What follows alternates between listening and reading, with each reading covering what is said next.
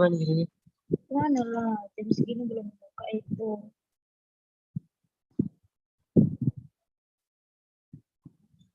Dingin kali. Udah. Nggak tahu ya. Kita cari lah. Tapi bisa rata-rata jam 1.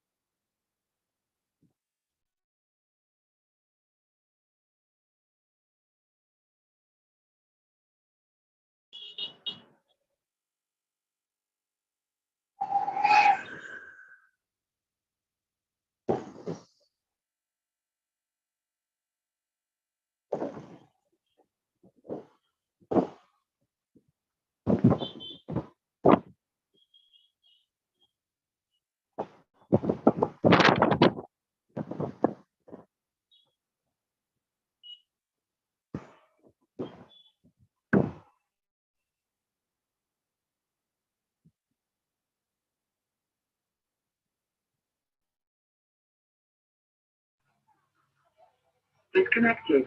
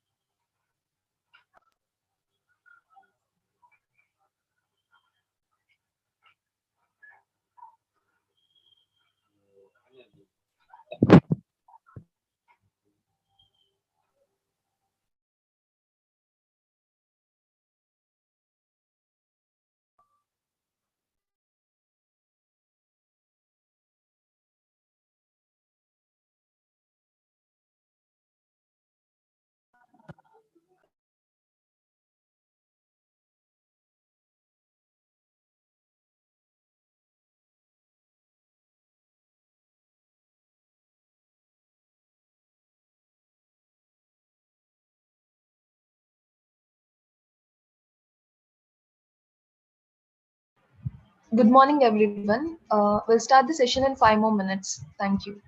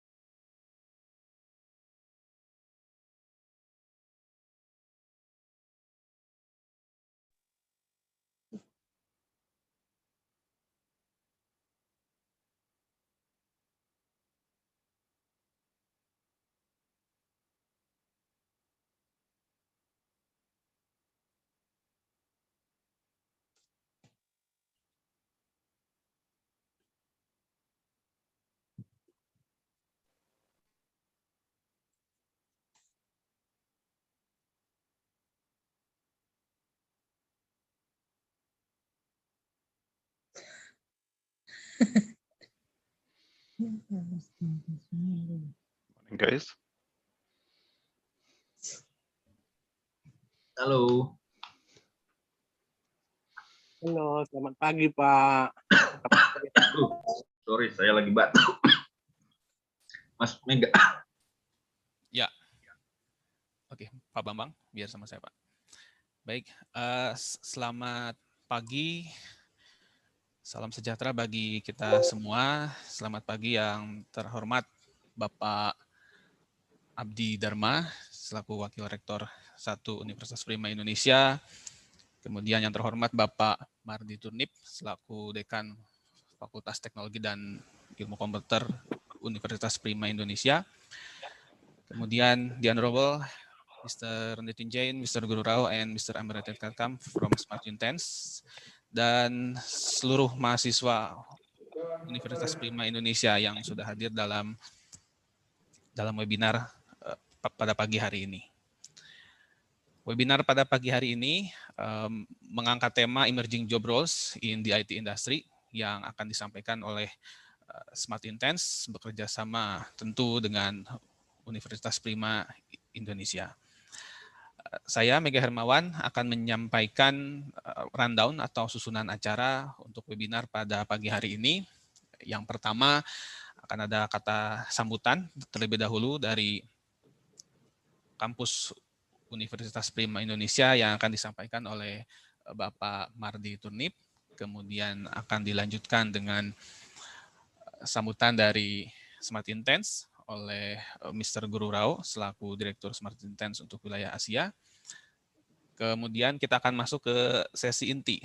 Setelah itu, ya, sesi Emerging Job Roles in the IT Industry yang akan disampaikan langsung oleh founder dan CEO Smart Intense, Mr. Amarinder Katkam, dan juga Mr. Nitin Jain selaku Global CFO dan Direktur Smart Intense untuk wilayah Asia. Tidak lupa, setelah itu kita akan bersama-sama juga ada sesi kuis. Jadi bagi rekan-rekan mahasiswa semua untuk tetap terus memperhatikan sesi webinar ini karena nanti ada kuis yang bisa diikuti dan tentunya sangat menarik. Setelah kuis, tentu juga ada Q&A sessions atau sesi tanya jawab. Jadi bagi rekan-rekan mahasiswa semua yang memiliki pertanyaan berkaitan dengan materi yang disampaikan oleh para pembicara, tentu bisa ditanyakan nanti pada sesi tanya jawab. Dan terakhir sesi penutup oleh Wakil Rektor 1 Universitas Prima Indonesia, Bapak Abdi Dharma, dan juga nanti oleh founder dan CEO Smart Intense, Mr. Amarinder Katkam.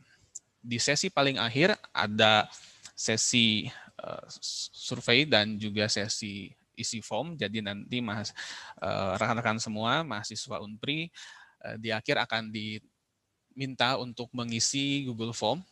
Ya, nanti akan disampaikan oleh Mr. Vinay untuk rekan-rekan semua bisa isi seperti itu. Ya, baik.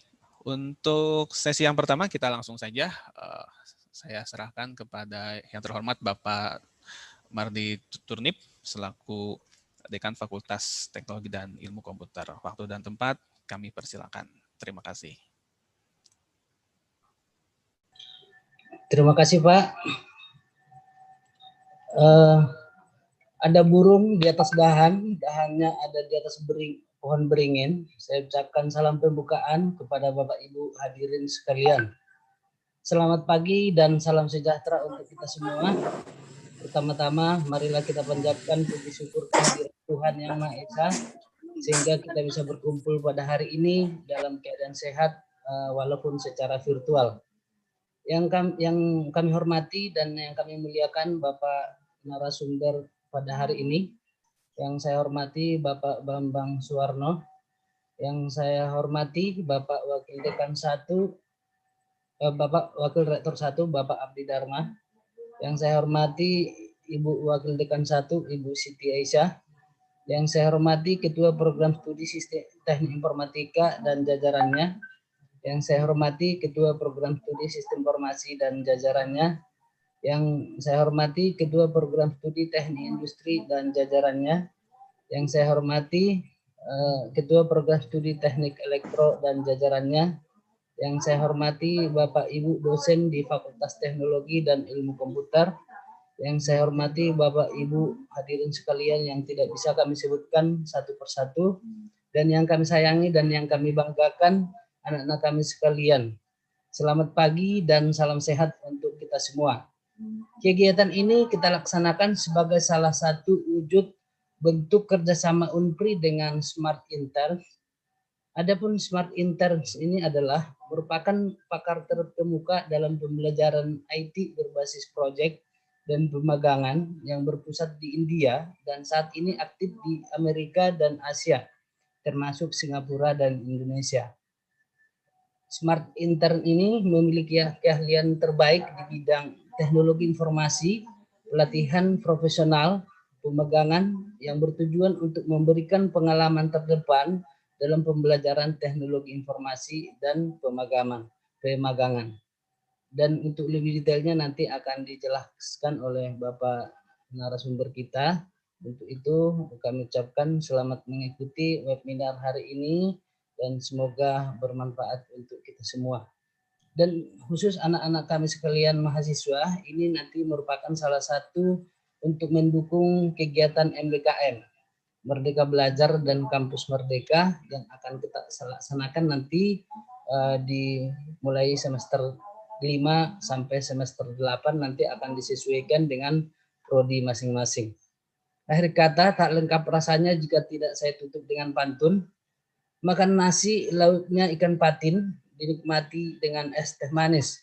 Meskipun kegiatan ini dilaksanakan di tengah pandemi COVID-19, tetap semangat dan tetap berprestasi.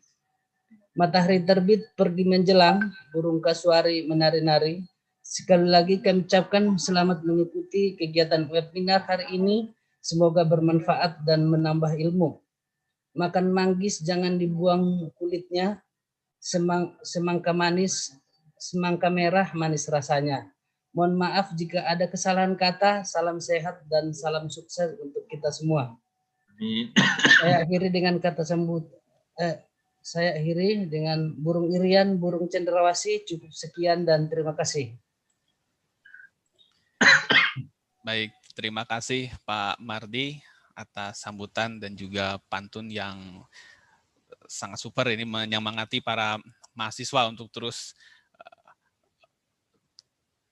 aktif ya dan memperhatikan sampai sesi webinar ini berakhir. Saya sampaikan salam juga, salam sehat dan salam sejahtera kepada Wakil Dekan dan juga Ketua Program Studi serta Bapak Ibu Guru Dosen Universitas Prima Indonesia yang tidak bisa saya sebutkan satu persatu. Semoga Bapak Ibu sehat selalu dan salam sentosa bagi Bapak Ibu. Baik, yang berikutnya kita akan masuk ke sesi yang kedua. For the inaugural address in English by Mr. Guru Rao, the Director Smart Interns in Asia. The floor is yours, Mr. Guru Rao. Selamat pagi. I hope I got that right. Good morning to everyone, especially to the students who have taken the time to join us for this session, right? So I am in Singapore. I am a director at Smart Interns.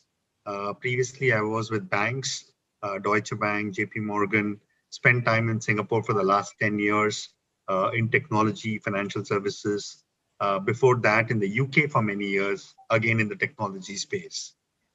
Let me start off by giving you probably 3 examples as to how technology is today changing, how we look at things, right? So a couple of weeks ago, clearly, I think you all know that the pandemic is ripping across all locations.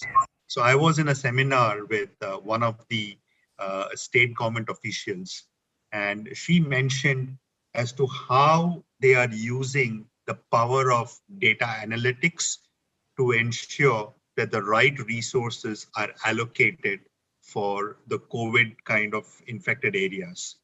So I think what brought out was the fact that even governments today across locations, they have so many data points coming through. So using tools which allow them to visualize the hot spots, if you will, they are able to kind of allocate the right resources, not just in terms of vaccinations, but also in terms of help and doctors and others. I thought it was a very powerful story in terms of how a technology like visualization analytics is actually able to help in these COVID times. Another interesting example, which I thought I will share with you, is how technology is making an impact. Is we are talking to one of the biggest financial institutions here in Singapore, and they're obviously seeing a big surge in their online transactions, right? Clearly, with COVID now, everyone is moving online. As you know, there are more online transactions.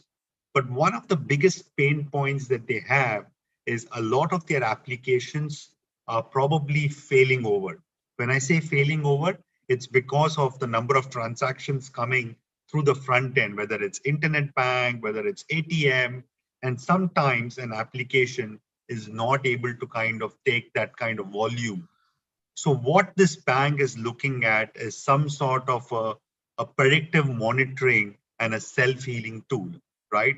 Which is where they are taking the data from existing monitoring tools, putting that into an artificial intelligence or a machine learning algorithm, so that 30 minutes or an hour in advance, before an application goes down, they are able to predict that a particular application is probably going to go down and what kind of corrective action can be undertaken. I thought this is a very powerful example as to how concepts like artificial intelligence and machine learning are being used today in banking, financial services to ensure that the customer experience is seamless. Another interesting example, right, which probably some of you must have been following, Amazon. Amazon now in the US have got 30 Amazon Go shops. What does it mean? Using the power of IoT, right, Internet of Things, someone in the US can go to any of these stores. There are 30 of these Amazon Go stores in cities like New York, San Francisco, Chicago. They just enter scanning a code or their watch. They go through the turnstile. The shop is completely unmanned. Can you believe that? The shop does not have any security, no one. It has got all your groceries, and using the power of IoT, anyone can go in, buy the goods, whether it is milk or vegetables or fruits or whatever the case might be, and automatically when they check out, the payment is deducted basis what they have stored in their iPhone or iWatch or whatever. So I guess what I'm trying to kind of tell you is that either it is visualization, which I think organizations are effectively using, or the power of artificial intelligence or machine learning and IoT, all these concepts, these emerging technologies, which probably only a few years ago was only theory, was only theoretical, are actually getting implemented within the industry, right? So what does it actually mean for students like you? When I, sitting here in Singapore, I talk to organizations all the time. And most of these organizations, whether it is a small startup, or it could probably be a Grab, or even the news today that Gojek is going to merge with Tokopedia, all these organizations are growing at pace, right? They need talent that can come in, and the patience level is very limited. You won't have a lot of time to go in and learn. They need graduates who understand the technology, who basically understand how it can be implemented. There are plenty of jobs and opportunities, but what is required, students, is basically your understanding of these technologies, and more importantly, how you understand how it can be implemented in the real world. I'll go back to a quote which probably all of you are aware of, right? Opportunities come to those who are prepared. I think today we are at the cusp of that. Each one of you, I think, are, frankly speaking, you are in the right era, if you will, in terms of disruption. What is required is you take your understanding of the theory and all the technologies that you learn, but also start looking at how that can be applied from a practical perspective, right? The real world experience of doing the projects, getting your hands dirty, that is what we call as being industry ready and what the organizations are looking for. I will pause here because I think in the next segment, my colleagues Nitin and Amar will explain to you more in detail as to what these roles are, and also more importantly, what kind of platforms are available, including the Smart Interns platform, which allow you to actually get into the details of these technologies, whether it is visualization, IoT, artificial intelligence, or machine learning. The more you understand how these technologies can be implemented in the real world, the more you're going to get prepared. So I think with that, I welcome you all again to today's seminar. Thanks again for all the time that you've given today, but more importantly, use the session to kind of understand more about our platform. I think we will kind of leave behind resources which will allow you to also navigate our website, look at video testimonials of other students, and hopefully you will enjoy the session. I think that's the most important thing. Do ask questions either on the chat board or by raising the hand. And I think as a team, we'll be more than happy to kind of answer those. Thanks a lot and have a good day. Thank you, Mr. Guru. Thank you for your valuable oration. Now I would like to hand over the session to Mr. Nitin. Right. Thank you so much. Thank you, Guru. Thank you, Meghna. Welcome, students. I'm Nitin. I'm based here in Singapore. I'm also a director with Smart Interns. My background is slightly different from Guru's. I have worked with General Electric, which is an industrial company dealing in power plants, in healthcare equipment, and aviation technology. I have spent a lot of time. Can you guys hear me okay? Yes, we can hear you, Mr. Nitin. Wonderful. Okay. So a lot of time in Indonesia, actually dealing with the likes of Indonesia Power, PLN, etc., to help with the electrification of the country. Currently, I'm on a mission, I think right now, where as a team, we are trying to take a lot of our offerings and take that into Indonesia to help students. As I know, your university is currently located in the North Sumatra region. It's basically one of the regions which is, sometimes you may feel that there are a lot of job opportunities which are available in Jakarta and maybe in other parts of Indonesia. Sometimes you may feel like job opportunities may not be coming as many, to that particular region. This is the benefit of IT. This is the benefit of technology.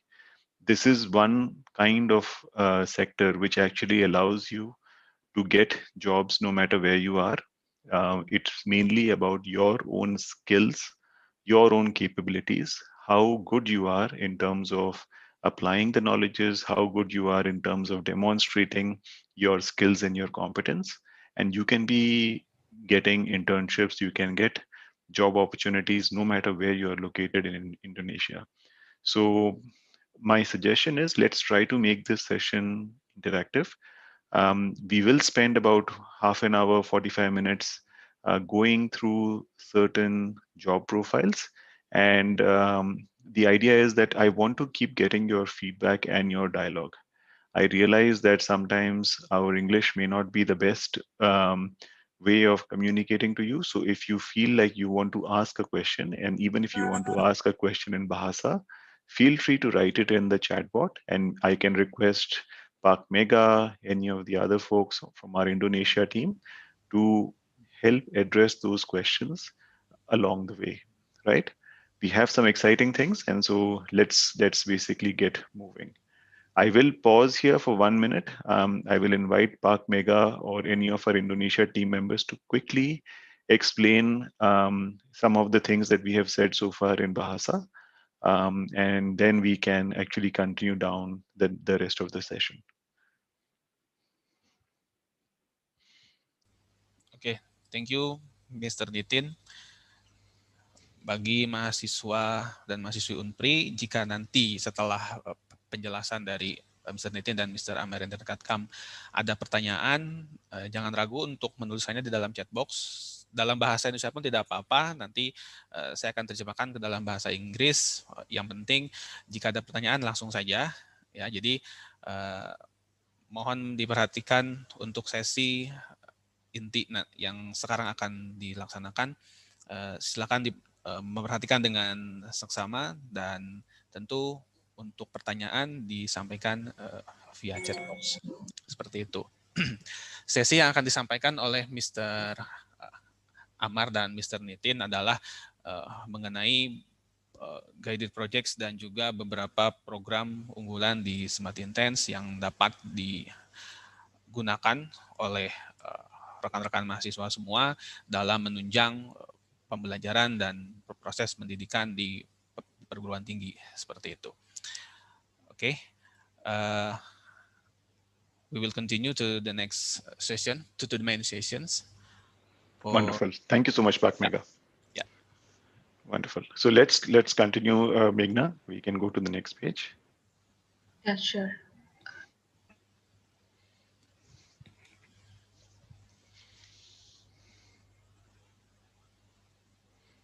Just give me a second, Mr. Nitin. Yeah, sure.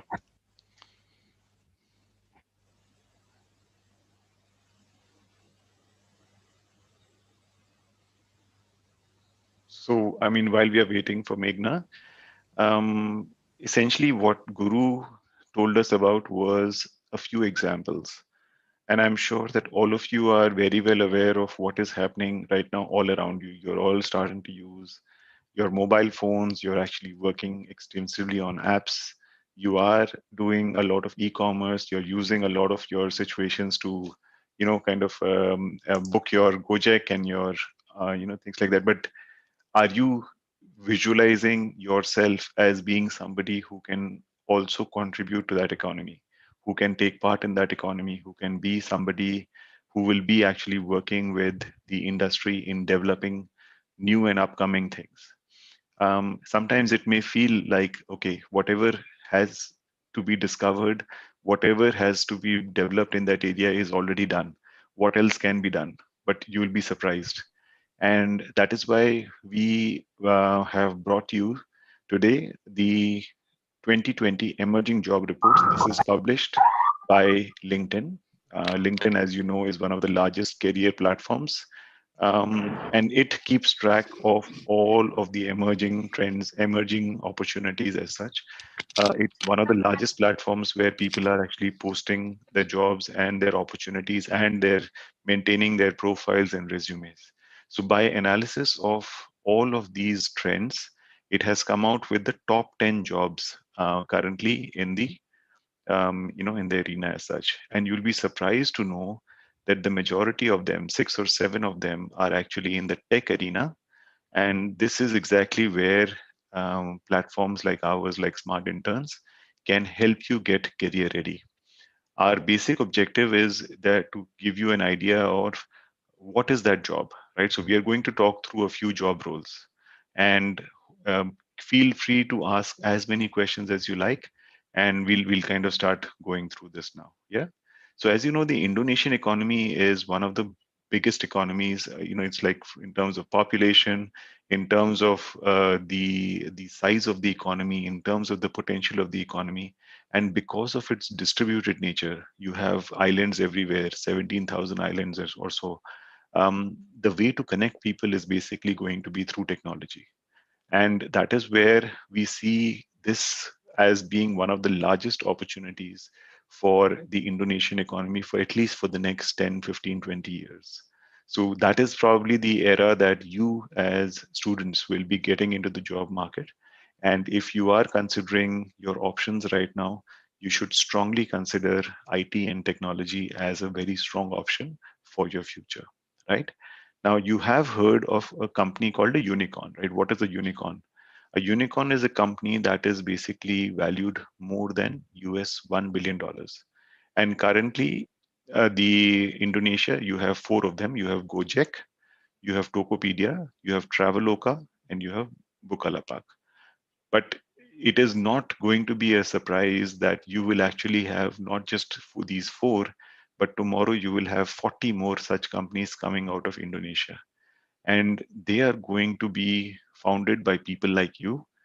They will actually have people like you working in them, and they will need the support of each of us to actually become big and to become something important from an Indonesian perspective.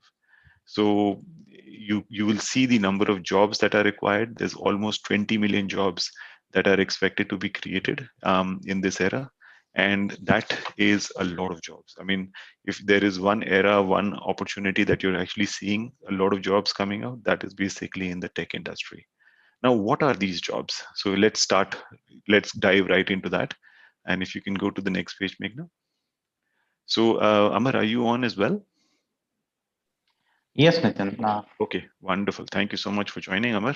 So I'm going to actually just do a little bit of a back and forth with you, Amar. I'll talk a little bit about the role, and please feel free to add on from a technology perspective, your perspectives of how students are benefiting or how they are getting ready for artificial intelligence kind of a role. Now, very simply, what is artificial intelligence? Artificial intelligence is a situation where the machine is actually learning. It's not going to become something that will completely do all kind of activities, but in most of the cases, it is starting to take on a lot of the repetitive activities. It's starting to understand by itself, okay, if every Tuesday at 3 p.m. something like this is supposed to happen, it will prompt the user. It will basically try to get ready for that situation. Guru mentioned one example where we were talking about a situation that the bank software is able to understand 30 minutes before a problem actually happens, that a problem is going to happen. So it actually is mapping out all the situations of a problem that in the past, if this has happened, and it is automatically learning that that same pattern is starting to repeat, let me get ready for a situation like that to happen, right? So that is where the artificial intelligence specialist is learning different skills. You will hear a lot of terms like deep learning, machine learning, TensorFlow, computer vision. So computer vision as an example, you might have seen during COVID times, there are so many examples of automatic facial recognition software, automatic, whether you are wearing a mask or not, who is the person who is entering the building, things like that, where they have all started to get automated. You log into a banking website right now, you log into any, you will actually have a chatbot that will talk to you, and you may write anything to it. It will figure out what is it that you're actually trying to ask using natural language processing. So it takes your natural language and it converts it into something. So you can actually build all of these kind of projects. You can actually build all of these kind of situations. This is not something that is very out of your realm of expertise. This is something where we see each of you having the potential to build these kind of opportunities. Now, what we have tried to do is show you some average salaries on the top, because ultimately our point is that we are trying to bring you opportunities where there is decent salaries, where there is decent opportunities right now. And if you can make 8 million to 15 million rupiah in a month, I think that's a great starting place to be. The salaries that we have indicated over here, they are mostly for people in the 0 to 2 bucket. So after graduation, up to 2 years of experience or so, you can probably expect to make these kind of salaries. If you get to be better at your job, if you get to be really good at your job, then you can actually make even more than this, right? So this is just to kind of give you an idea as to what the potential is. You are based in one of the great locations, which actually allows you to serve so many markets from where you are. You can serve all of North Asia, you can serve Indonesia, you can serve Australia, you can serve Singapore, you can serve the US, you can serve so many markets just beyond just serving Indonesia as such. And that gives you access to tons of opportunities in the IT domain, right? Amar, if you'd like to add on something else on the AI role. Definitely, Nathan. Yeah, this is one of the I can say like not only in Indonesia and across the globe. This is one of the emerging role, and at the university level also, like there is a lot of work is happening in terms of developing cognitive systems which processes the natural languages, the speech recognition system, and the image and video processing technologies. A lot of work is happening both in academia as well as industry. And good thing is like this technology can be applied anywhere. So there is no limitation for the business domain. It can be applied anywhere. And when it comes to the learning this particular technology, I can name some of the schools in India who are already adopting this technology, because starting from their seventh grade itself, the school kids are working on artificial intelligence applications. So the technology is not that difficult, because the companies like Google, Facebook, they came up with a lot of technology frameworks to help the young engineers to get into this domain and develop the high-end applications. And many unicorns, which you have named already, like Gojek, then Teknopa. There are many unicorns in India and as well as Indonesia, and many across the globe are already utilizing artificial intelligence to build a lot of value in their business. So you don't find any unicorn without this technology, I can say. Yeah. So coming to the skills you need, already Nathan has mentioned about deep learning, machine learning, TensorFlow, computer vision, and natural language processing. But as a graduate, like currently you are pursuing your engineering, so I recommend the languages, the programming languages like Python. So Python is the beginning language because most of the frameworks specific to artificial intelligence are built on top of Python framework. I can name some of the frameworks like Google has TensorFlow. This is an open source framework, which is again has been built on Python programming language. Then you have Facebook PyTorch. That is another framework with which you can build the AI applications. So there also the Python is one of the key language. There are many other frameworks like MaxNet and many deep learning algorithms, the neural networks. So most of the framework currently available in the market are built on top of Python, and next is Java and other tech programming languages. So I recommend students to go through the requirements. We will touch upon the aspects of artificial intelligence and what skills needed to get into this job role in detail later on. Okay, but this is I can say like emerging role at multiple times. Comparatively, like last 3-4 years, if you see, like there are a lot of openings coming up from various companies, not only from MNCs, multinational companies, even from the startups who are building applications. They are mostly into artificial intelligence. Wonderful. And I guess, Amar, this is more for a student who enjoys a bit of coding, right? I think there is a little bit of coding as a requirement. So something like this would be more of a development kind of a role. This would be something where you would actually be expected to do a bit of development. So this is why having a appreciation or a interest or inclination towards learning coding, not in many cases, there are also ready applications where you can actually take a ready platform like an IBM Watson, and you can customize that. You don't need to get into like a complete coding, and but you need to understand what is the thought process behind it. You need to kind of go through that. If you think you are having that kind of capability of being a little bit detailed, you like maths, you like a little bit of code, this is basically a very good role for somebody like you. Yes, Nathan. Right. So any questions on this? I mean, guys, feel free to put it on the chat. Otherwise, we'll keep moving along. We'll go to the next role.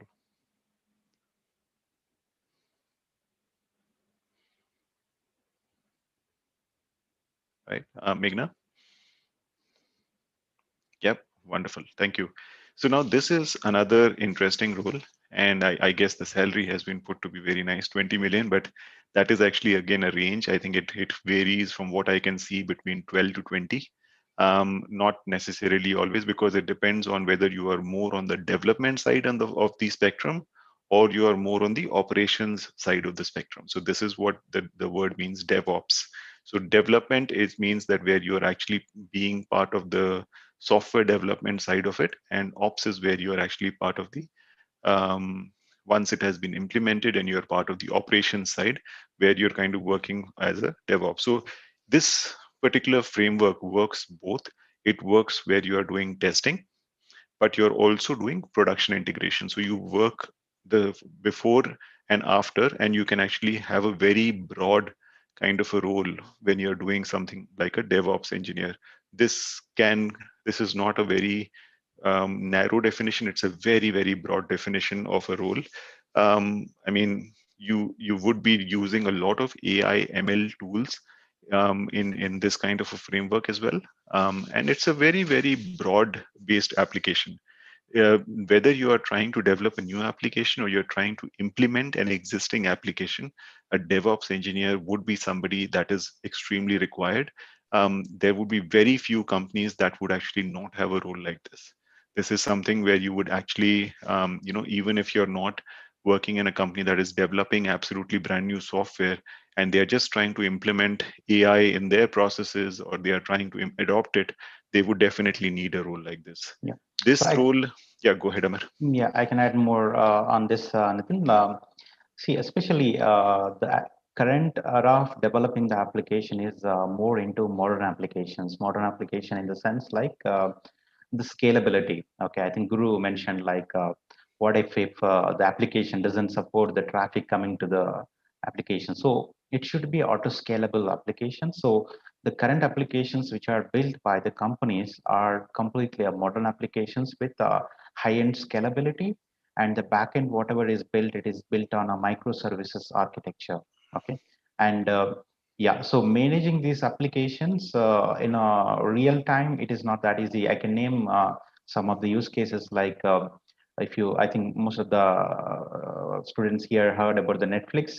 So Netflix, every day there will be thousands of changes in their code. So they do the lot of back-end work to modify or the modernize or to improve the process and to make the app more efficient. So they do a lot of changes in the backend every day. They do thousands of modifications in their code. So this happens in a real-time way. And second thing is like suddenly, let's say suddenly Netflix got some 1 lakh subscribers, so it should support such a huge the new subscribers and the scalability. So it should be auto scalable. So that's why the application development process as well as the infrastructure in the backend has been modernized to support all this scalability aspect. That's why if you look at the skills you need mentioned in this particular slide, it's Ansible, Amazon Web Services, Jenkins,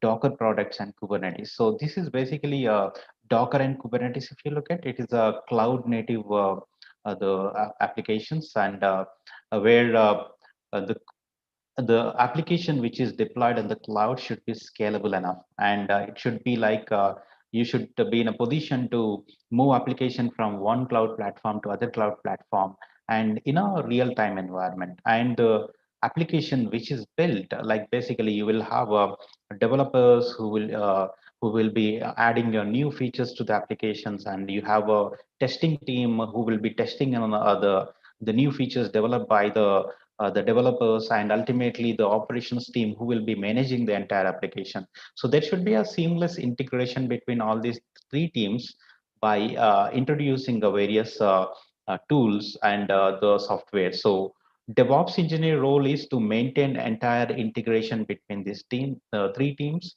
and bring in a lot of tools and software necessary to maintain the continuous integration and continuous deployment. Okay, so that's why this role needs a lot of skills specific to the cloud infrastructure and the modernizing the modern application software frameworks like Docker, Kubernetes, and they should know how to integrate these three areas, like I can say development, testing and the production together. Okay, so Nitin, I think I have just gone through the Glassdoor today in the morning. So how many DevOps roles are there in Indonesia?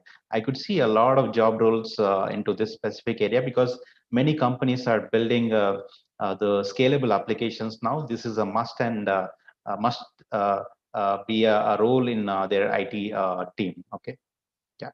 So there are a lot of opportunities for the students to get into this role because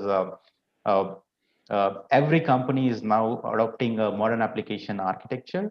And if they are adopting modern application architecture, DevOps role is mandatory. Yes, mandatory. Perfect. Thank you so much. Maybe Pak Mega, Pak Bang, if you can maybe just give us quick summary or in Bahasa so far. We can continue after that. Okay, Mr. Nitin, give me a minute.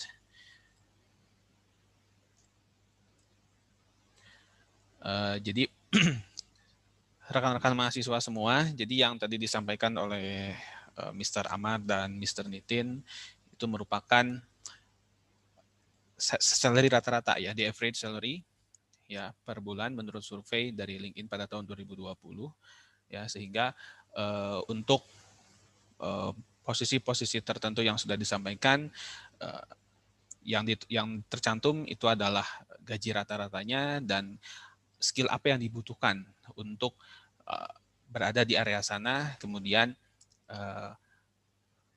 apa saja yang menjadi informasi apa saja yang perlu diketahui ya sebelum kita mencapai ke tahap tersebut, seperti itu. Dan tentu bagi rekan-rekan mahasiswa semua yang mempunyai unek-unek atau pertanyaan ya yang belum jelas, ya silakan ditanyakan saja di dalam chat box. Bahasa Indonesia saja, tidak perlu dalam bahasa Inggris. Nanti kita akan terjemahkan ke dalam Inggris atau bahasa Inggris, seperti itu. You can continue, Mr. Nitin and Mr. Amar. Thank you.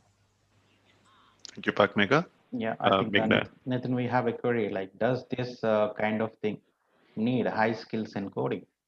So I can say DevOps engineer role is a hybrid role, which is already mentioned here. We should have some amount of coding knowledge, and we should have more knowledge on the infrastructure side and integration tools. It's I can say like a mixed role.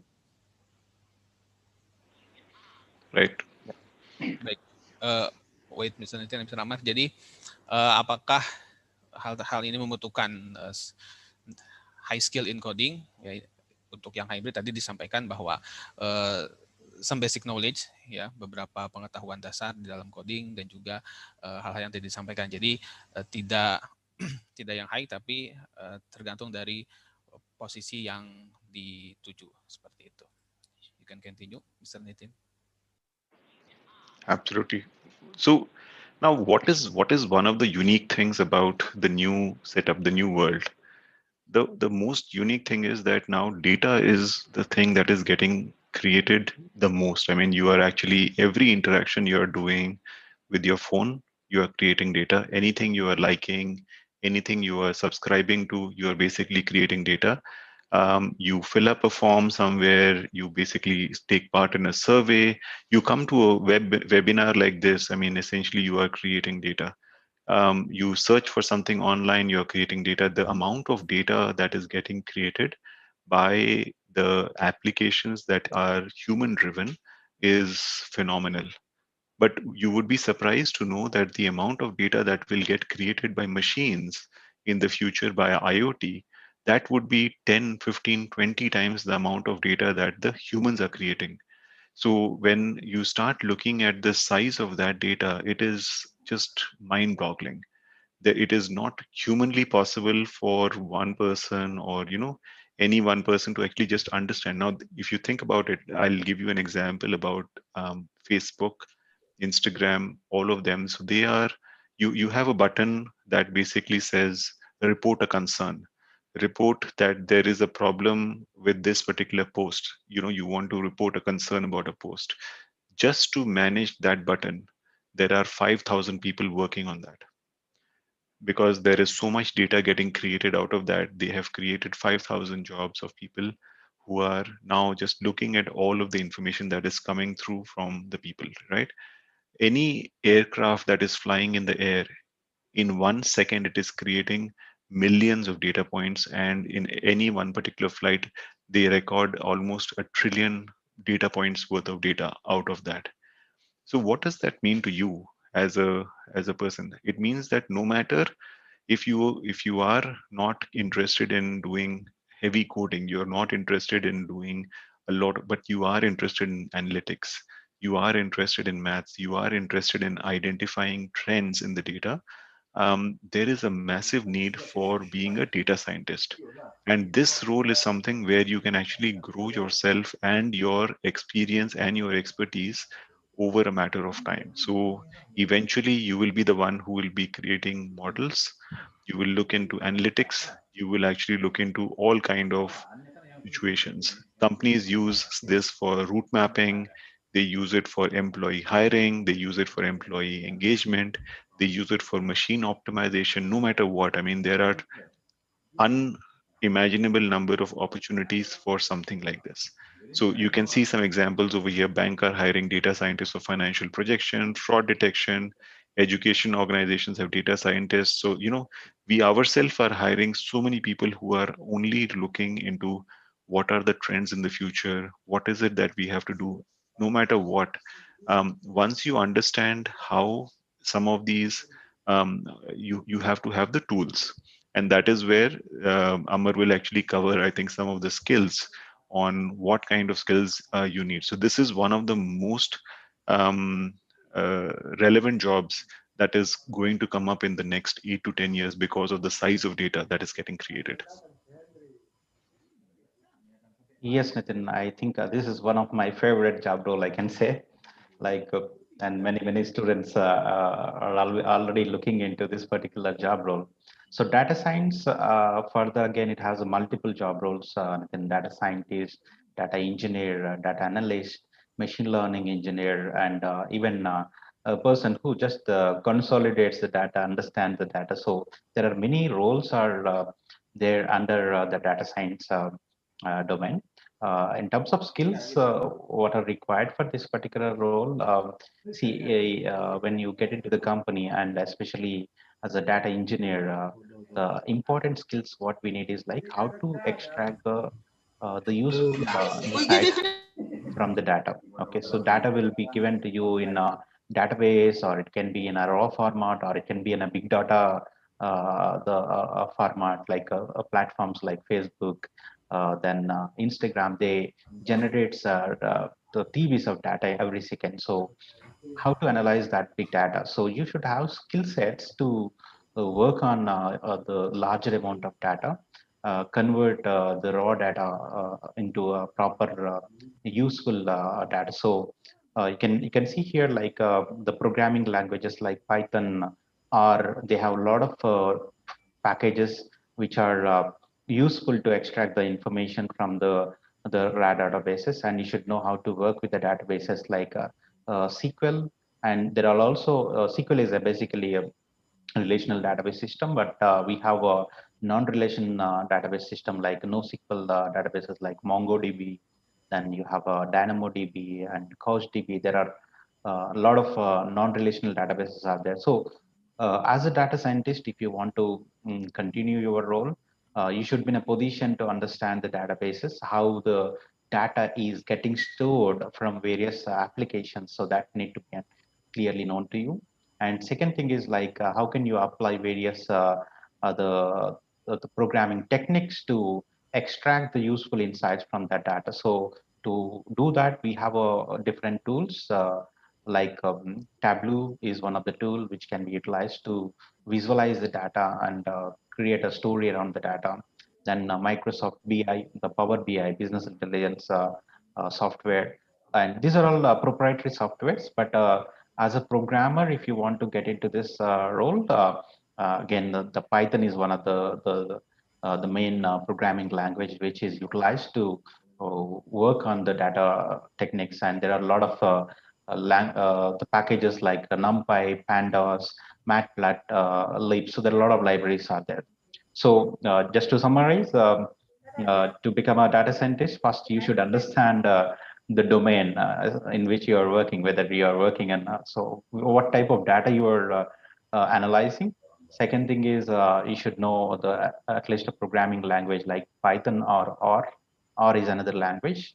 And the third is like you should be in a position to work on the data visualization tools, because ultimately after analyzing the data, you should be in a position to present it to the the business, right? So there you need to understand, have a knowledge on visualization tools like Tableau, Power BI kind of softwares. Yep. Perfect, Amar. Thank you. Let's go to the next role. Okay. So now this is interesting. I mean, you've heard about Java. Java is everywhere. I mean, Java right now is there in anything that you're doing online through the websites, or it is in your phone for the mobile, or it can be even in some of the hardware that you're using around you. So Java is everywhere right now, and it's a very, very powerful front end application. What does front end mean? Front end means something that the user interacts with. So this is something where if you are, we showed you different dimensions so far. Apologies if everybody can put themselves on mute. Thank you. Yeah, so this is basically where you are actually getting into very much on the front end, trying to see how visual elements are behaving, right? So if you feel that you are somebody who likes a little bit of UI, UX, front end kind of activities, you are not somebody who is very, very keen to get into deep-ended coding, who's not very keen to get into very deep data scientist kind of activities. I mean, this kind of a role could be something that is important for you. Yeah, Amar? Yes, Nitin. So most of the applications, what we are seeing, including the Zoom, which is which we are utilizing. So when it comes to the front end, Java is a leader. Okay, so JavaScript developer in industry we call them as either front end web developers or sometimes even as a full stack engineer, which also who also has knowledge on the front end technology. Okay, so many applications which are very responsive, like when you open a website across multiple devices like mobile, tablet, and the desktop. So the websites are responsive, and now they are very rich in terms of their UX, user experience, and user interface, and and website plays a key role in business, absolutely. And even the mobile applications currently, the mobile apps also can be built with the hybrid frameworks. You know about Android application and iOS application, but the current trend is to build a hybrid applications, a single framework with which you can build both the Android application and iOS application. So the JavaScript plays a key role there also.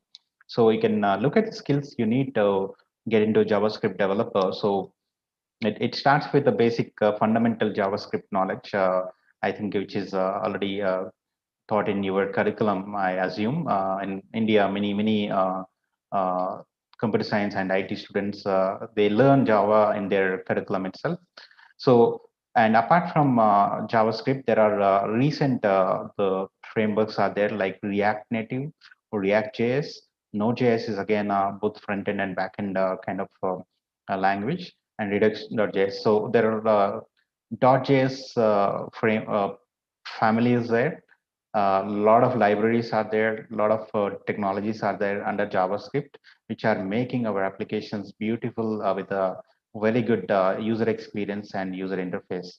So every company, irrespective of the business, what they're looking at, if they have website or mobile application, so definitely you can find the front end developer, so who must have knowledge on all these technologies. Wonderful, Amar. I think we have a question on the chat group. And while Amar looks at the question, Pak Mega, if you want to maybe summarize these two roles. Yes. Hello. Sorry, Mr. Nitin. Could you repeat? Yeah, if you can maybe cover the data scientist and the JavaScript role in Bahasa. Yeah. Okay, wait.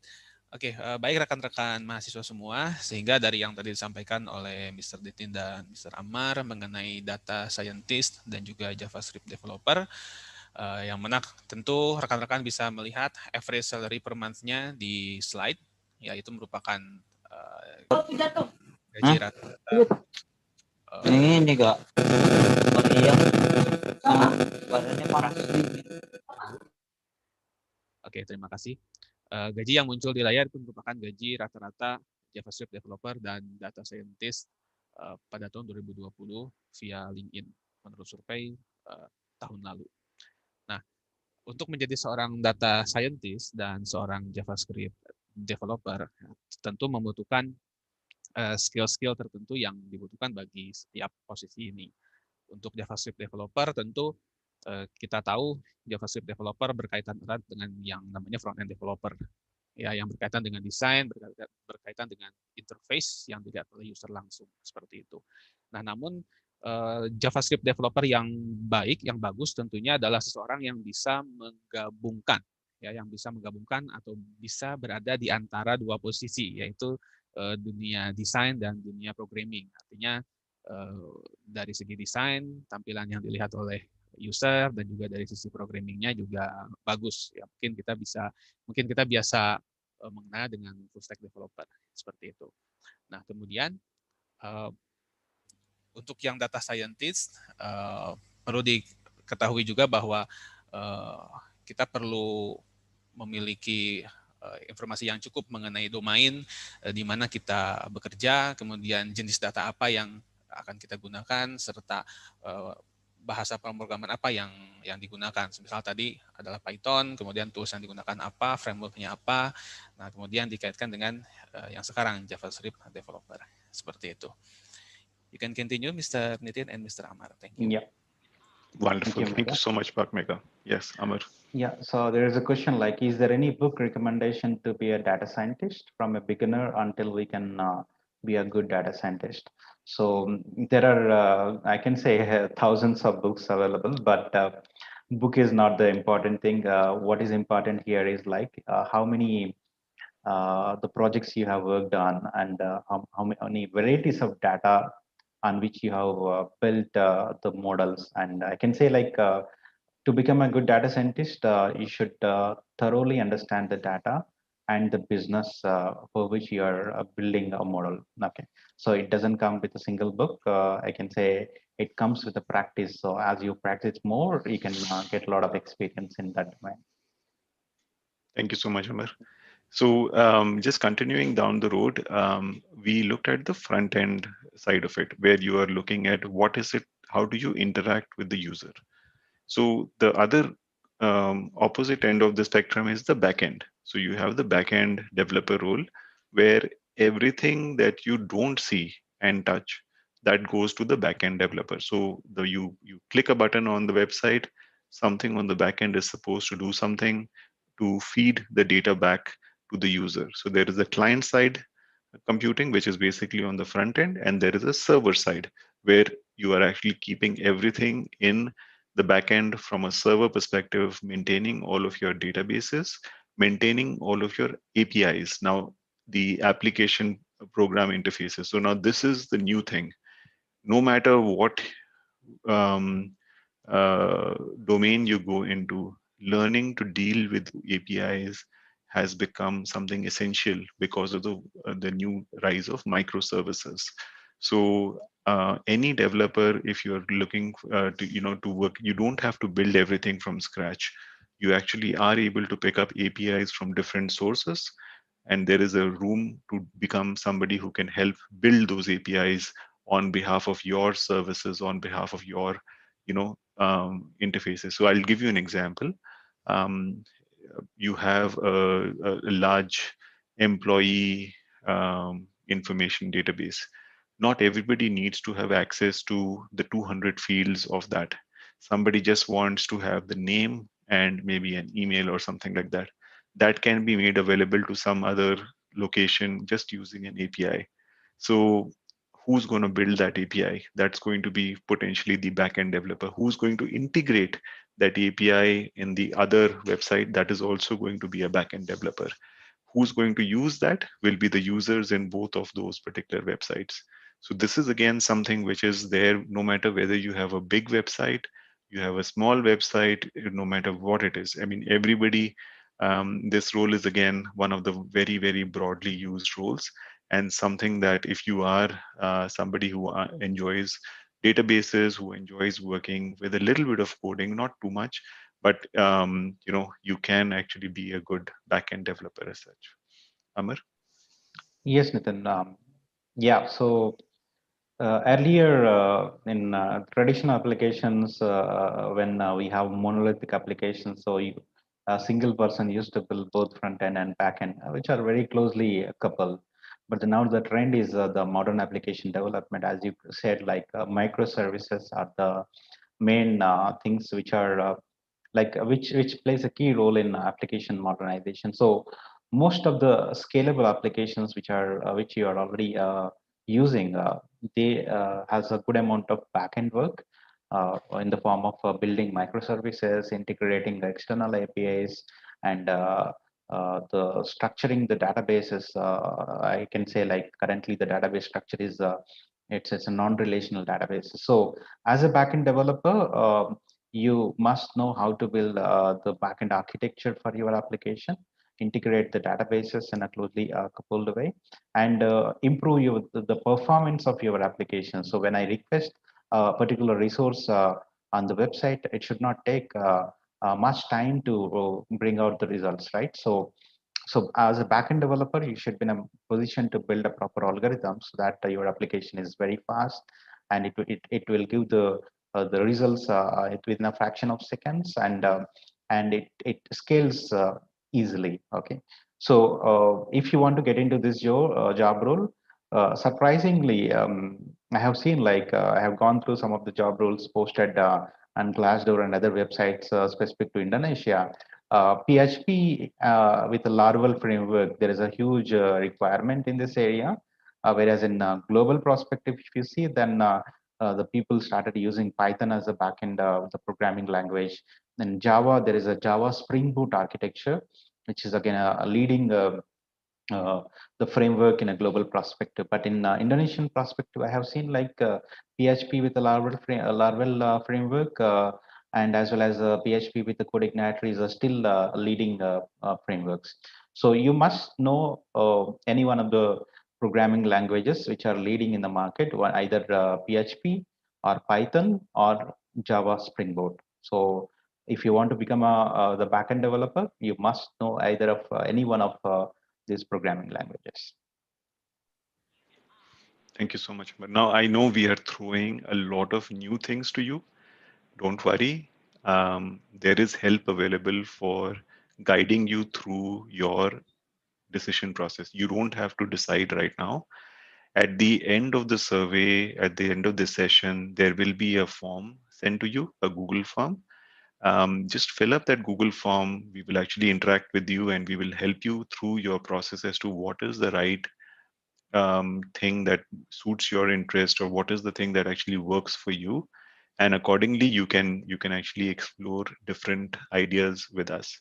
That is one of the benefits of working with a company like us, where you actually get to explore different ideas. You can experiment with 2 or 3 different things before you really find out what you want to do, right? I think somebody has said very rightly, finding out what you want to do is very hard.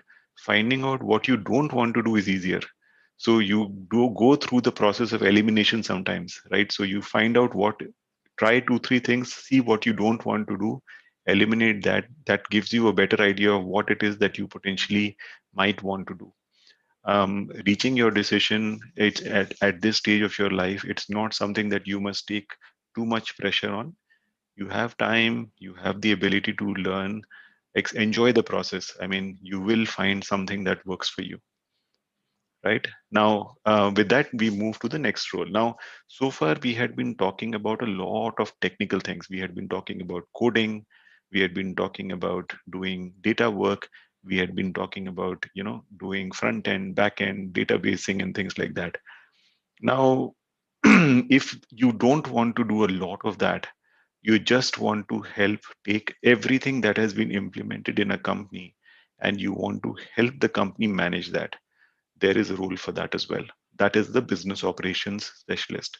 Now, assume that somebody has developed a software, somebody has implemented the software, somebody has basically built the front end and the back end, and everything else is already ready. On a day-to-day basis, somebody needs to keep running it, right, within the company, and that is the business operations specialist. It is not to say that this is a role that is is not relevant, is not. This is basically one of the biggest job definitions that exists, because every company, whether they can probably outsource any of the previous roles, they can basically take them from a third party person, etc.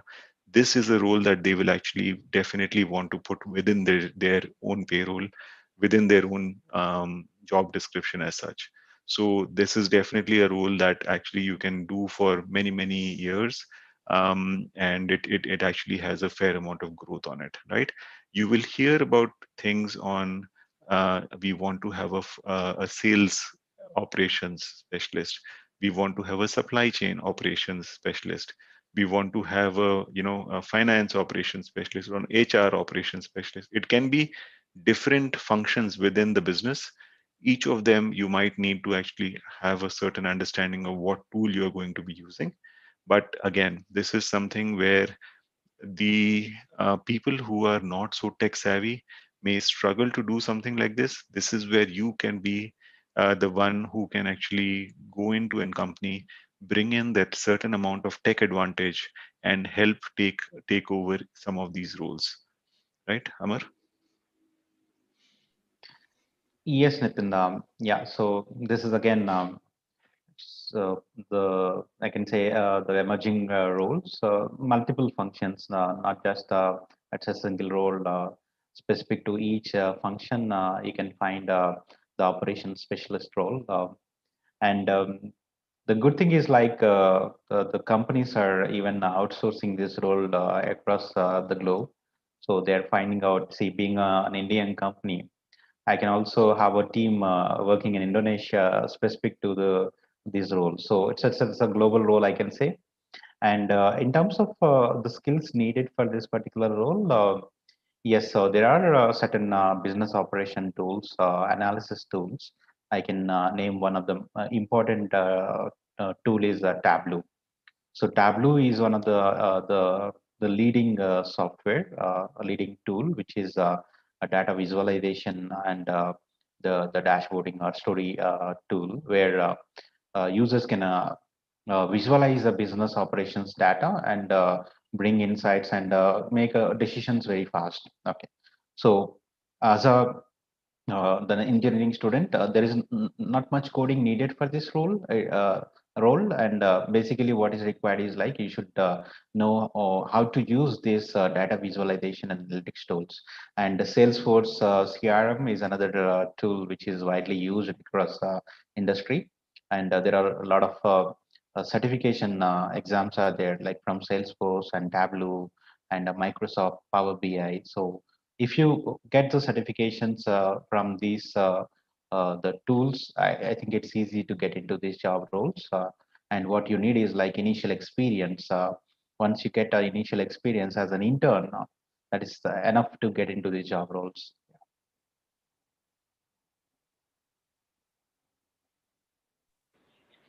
Wonderful, Amar. Thank you so much.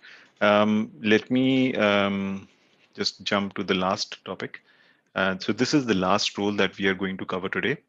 Now, all the roles that we covered so far were about implementation, were about, what do you do with the data, etc. Now, during the course of the implementation, during the course of the, of the software development process, somebody needs to help test the software. Somebody needs to help understand, is the software working the way that it is actually designed for?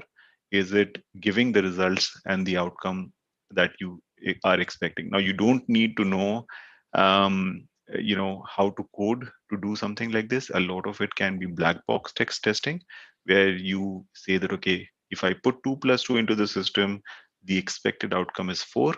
You don't have to worry about how the software is doing all the calculation. You basically put in the numbers that you're expecting, and you see whether the output result is what you are expecting it to be. And once you kind of do that, you can actually automate the process. You can do so many different things with the quality assurance and the testing side of the equation.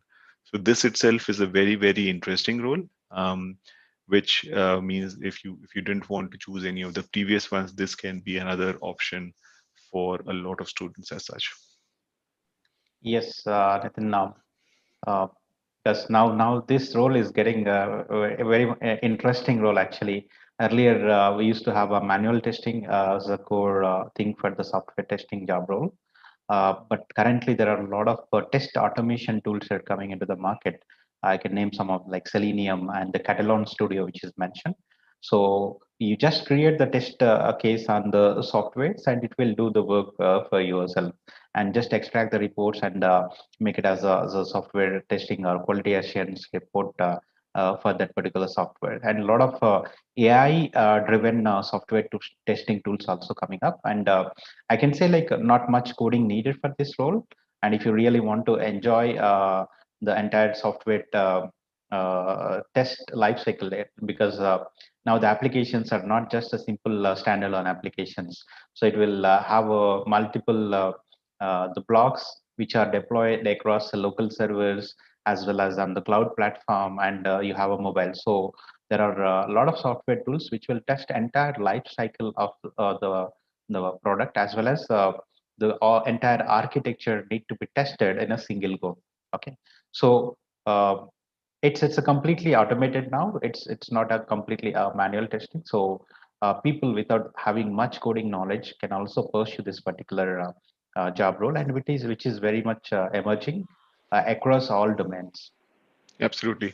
It is also one of the hidden ones, actually, to be honest. Because when you think about the roles, most of the people think, okay, I have to go and do coding, I have to look at the data, things like that. People normally end up overlooking this role. And that is why when companies want people who do this role, they are not able to find a lot of candidates. They are not able to find a lot of students to do something like this. This is where you may actually have an advantage of, if you were to think about doing something like this. It's one of those uh, roles which you will actually have slightly less competition when you go and apply for a role.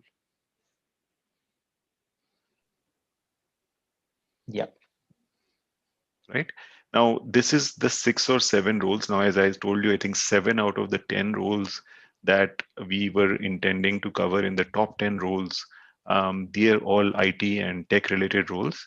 And this is where I think the idea was. So these are the roles that we wanted to cover today.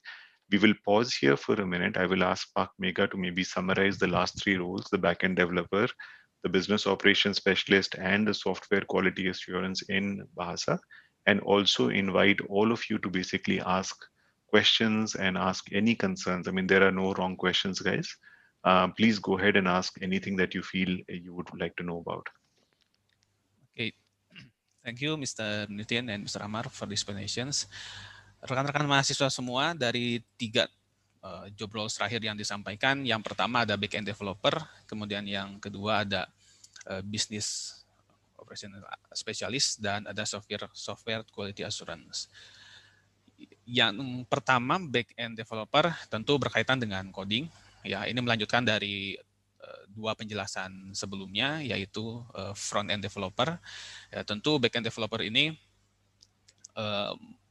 membutuhkan skill coding yang cukup mumpuni, ya, karena backend merupakan otaknya, ya, dan nanti dikemasnya tentu dalam job roles-nya yang front end developer seperti itu. Back end developer membutuhkan sekumpulan pengetahuan mengenai bahasa pemrograman dan framework yang digunakan, semisal PHP dengan Laravel-nya, atau misalkan Nathan, can you show the slide back? Yeah. For the back end, sorry. Ya, thank you. Jadi saya lanjutkan, backend developer tentu membutuhkan rentetan skills ya dalam bahasa pemrograman dan juga framework-nya, baik itu PHP dengan Laravel-nya atau misalkan Python dengan Django-nya dan bahasa pemrograman lainnya ya dari C#, dari C++ dan lain sebagainya seperti itu. Nah, dari awal sampai ke backend developer ini merupakan rentetan pekerjaan yang membutuhkan skill pemrograman atau coding ya yang cukup tinggi dari menengah ke tinggi. Nah, namun bagaimana jika rekan-rekan kalian ya rekan-rekan mahasiswa membutuhkan atau ingin atau berminat pada bidang pekerjaan yang tidak terlalu membutuhkan skill coding dalam tingkat tinggi. Nah, yang pertama adalah business operation specialist. Let's go to the next slide, please. Di business operation specialist ini, ya yang dibutuhkan adalah ya tentu kemampuannya bisnis analis ya, analisa bisnis, kemudian juga Tableau, kemudian juga peningkatan proses bisnis. Nah, kemampuan analisa dibutuhkan dalam business operation specialist ini, sehingga ini merupakan kemampuan pilihan dalam artian kalau tidak jago sekali dalam coding, tentu analytical thinking-nya harus bagus. Nah, itu di business operation specialist inilah. Ya, jadi di business operation specialist ini kemampuan-kemampuan seperti flowchart, kemudian juga alur bisnis, ya. Nah, katakanlah ada rekan-rekan kalian atau orang lain di luar sana yang berprofesi sebagai programmer, baik itu back end, front end, atau maupun full stack developer. Nah, katakanlah kalian ada yang menjadi business operation spesialisnya. Nah, pasti kan harus ada orang yang mengatur cara kerja mereka, cara proses kerja mereka dari awal sampai akhir. Nah, profesi inilah business operation specialist berperan seperti itu. Oke. Tugas lainnya tentu menemukan efisiensi dan meningkatkan produktivitas. Kita tahu bahwa still in business operation specialist slide. Oke, thank you. Jadi menemukan efisiensi dan meningkatkan produktivitas ini merupakan tugas inti dari business operation specialist yang memastikan semua proses itu berjalan ya sesuai dengan hukum, sesuai dengan peraturan, sesuai dengan aturan ya sehingga dari awal sampai akhir itu kualitasnya terjaga seperti itu. Nah, business operation specialist ini satu dari dua profesi yang tidak terlalu membutuhkan skill coding tingkat tinggi. Please go to the next slide, yaitu adalah software quality assurance. Software quality assurance ini tugasnya adalah menemukan bug di dalam code, ya, memastikan menemukan, ya, tugasnya ini mencari masalah, ya, masalah dalam coding maksudnya, sehingga tugasnya itu menemukan bug, menemukan ketidaksesuaian, ya, dan memecahkannya, ya, seperti itu, sehingga menjadikan software yang dibuat itu siap pakai. Ya, quality assurance tugasnya ya tentu penjaminan mutu, ya, memastikan mutu dari setiap software yang dibuat oleh developers itu berjalan dengan baik, ya. It has to be run well, ya, seperti itu. Nah, skill apa saja yang dibutuhkan? Ya, Catalog Studio, kemudian test cases, ya, user acceptance test testing seperti yang terlihat di layar seperti ini. Nah, jadi dari awal sampai software quality assurance ini merupakan emerging job roles, ya, ini merupakan peran-peran atau posisi pekerjaan di bidang IT, ya, baik yang membutuhkan skill pemrograman dari yang tingkat menengah sampai tingkat tinggi, atau bahkan yang tidak terlalu membutuhkan skill pemrograman tingkat tinggi, mungkin tingkat menengah, ya. Tetapi semuanya tentu memerlukan pemahaman mendasar mengenai bahasa pemrograman, ya. Tentu kan karena ini adalah IT, tentu bahasa pemrograman tetap dibutuhkan, seperti baik itu skillnya tingkat menengah atau maupun tingkat tinggi. Seperti itu. Oke, thank you. I'm giving back the floor. Yeah, thank you, Pak. Okay, I think I can see a lot of questions on the chat. Yeah. And some of them are actually in Bahasa, Pak. Oh yeah, okay. Okay, wait. I could understand one question here. So they're asking how long it will take to master a skill as a programmer. Am I right, Mega? Okay, wait.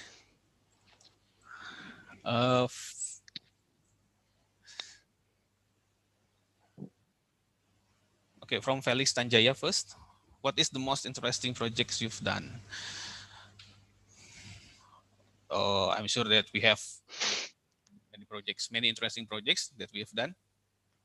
We great. Yeah, I think we personally have done a lot of interesting projects, I'm sure, but I think more important is what interesting projects have our students done. So we can actually show you a few examples a little bit later. I can bring up those pages, but we have done projects where we have helped with the logistics solution for a Airbus company. We have basically built something in the agricultural tech where we have helped farmers to find out what is the right crop to plant, what is the right weather information for them to correlate and things like that. There are other interesting examples, Amar, if you'd like to add on what kind of projects our students have actually worked on for industry. Oke, jadi banyak Jonathan? ya. Meskipun the most ya tapi palingnya ini banyak ya karena banyak sekali proyek yang dihasilkan dan bisa dipelajari dari Smart Intense ini. Pertanyaan berikutnya, Sir, what applications or tools is used to be able to analyze the system?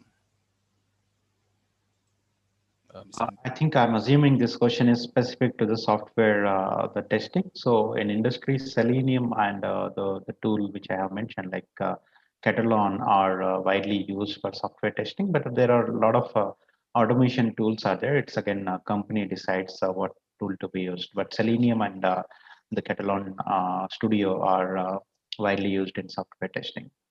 Oke, thank you Mr. Amar ya. Mr. Amar bilang salah satunya adalah Catalan ya, tapi itu tergantung dari perusahaan yang menggunakan apa. Oke, terima kasih. Berikutnya, berapa lama bisa menguasai salah satu skill itu, Pak? Oke, how long does it take to master one of those skills? Yeah, so I can when it comes to the student level, the Mega, like if they want to master one particular skill, I can maybe take the example of artificial intelligence specialist or data scientist. To get into that particular role and to refine their profile specific to that job role, it takes minimum 6 months of effort. This is a beginner level. Okay, so to become a beginner level AI developer or data scientist or DevOps engineer or backend developer, you have to put a minimum 6 months effort working on multiple use cases or projects. Okay, so and once you get a beginner level, then it's easy for you to get into the next level by putting more efforts on real work or joining a company as an intern. Okay, but to master a particular skill, it takes minimum 6 months effort. And in terms of hours, if you want to ask, but at least the 400 hours of effort to get into the beginner level. Oke, thank you. Jadi berapa lama bisa menguasai salah satu skill itu? Kita ambil contoh dari AI dan atau data scientist, ya itu sekitar minimal 6 bulan untuk level pemula. Itu pun dengan mengerjakan multiple cases of projects, dengan mengerjakan berbagai macam kasus dalam project-project seperti itu. Jadi tentu tergantung dari tingkat kesulitannya, ya meskipun ini beginner, kemudian juga dari waktu pengerjaannya, ya artinya ya tentu kalau secara rutin dan kemudian juga konsisten, maka setidaknya 6 bulan untuk yang level pemula. Seperti itu. Next, kalau proyek tersebut dijadikan bahan skripsi, bisa nggak Pak? Oh, ini saya bisa jawab secara mandiri, tentu bisa. Ya, nanti proyek-proyek yang tadi disampaikan, job roles yang tadi disampaikan, Smart Intense itu menyediakan guided projects. Jadi ada lebih dari 2.000 projects di dalam platform Smart Intense yang bisa nanti kalian pilih dari berbagai macam domain, misalkan dari artificial intelligence atau dari machine learning atau dari data scientist. Kemudian bisa juga dipilih dari sektor profesionalnya akan ditempatkan di sektor mana, apakah sektor pendidikan atau sektor perbankan atau sektor yang lainnya. Dan juga bisa dipilih dari 3 level, apakah level pemula, level menengah, dan level advance atau mahir. Seperti itu. Oke. Yang berikutnya, berapa lama bisa menguasai salah satu skill menjadi programmer? Oke, ini spesifik menjadi programmer ini rasanya mirip-mirip dengan yang tadi, ya. Tapi kita coba tanyakan. Mr. Nitin and Mr. Amar, there is a questions maybe similar to the last one. How long does it take to master at least one programming language? Yeah, that's what I told Mega. Like, put at least 400 hours of effort in a structured way. It should not be in a random effort. It should be a very focused, structured effort where you learn the programming language, apply that learning on multiple projects and use cases to get into a beginner level experience on that programming language. So I recommend at least 6 months of effort to get into a beginner level of the role. Oke, thank you. Ya, jawabannya betul sama ya, masih 6 bulan untuk mencapai di level beginner untuk menguasai salah satu bahasa pemrograman. Ya, tentu kita tahu bahwa bahasa pemrograman ada banyak dari level yang sintaksnya paling sederhana sampai dengan yang rumit. Ya, tentu practice makes perfect ya. Jadi semakin banyak latihan tentu akan semakin baik dalam menguasai bahasa pemrograman. Pertanyaan berikutnya.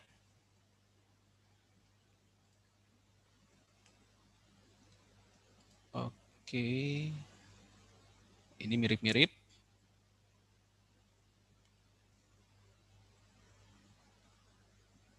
Oke, ada pertanyaan spesifik. Mr. Nitin, there is a specific questions. Is the Termux application could increase programming skills? Can you repeat, Mega? Is Termux applications, if I'm not mistaken, can increase programming skills? Nathan, could you get it?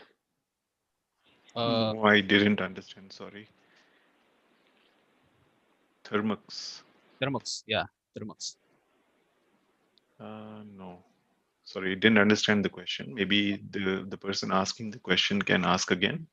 I can. Apologies. Termux, okay. Is Termux applications can increase programming skills or not? No, apologies. We don't understand that application. I don't think we mentioned anything like that before. But if there is a separate application, we can look into it and we can advise you, because there is no shortage of new applications right now. So it's very much possible that there is a particular application that the student is referring to that we may have to look into a little bit more to advise. Okay, thank you. Pembahasan ini tadi tidak dijelaskan secara rinci, sehingga nanti apabila butuh penjelasan lebih lanjut bisa disampaikan kemudian. Oke. Lalu, what programming language is the easiest to use to create an applications and how to do marketing? Maybe we have 3 questions left, Mr. Nitin and Mr. Amar.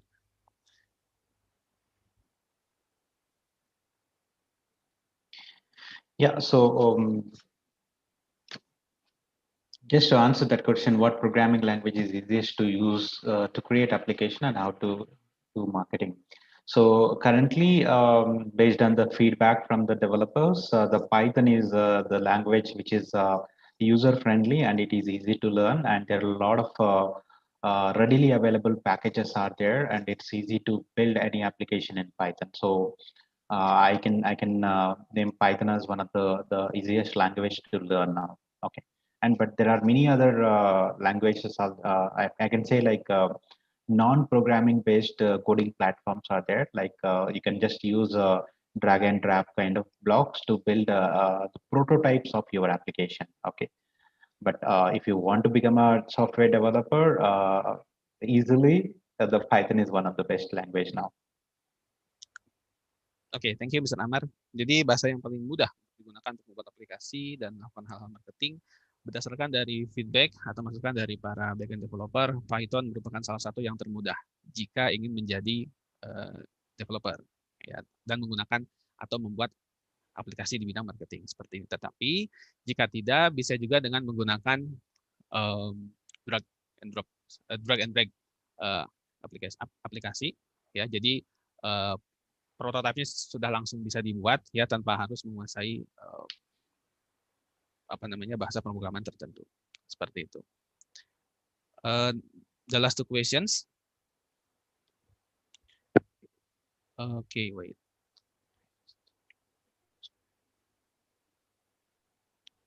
Okay, she is a beginner and she is a wonder where to start learning programming language, she said.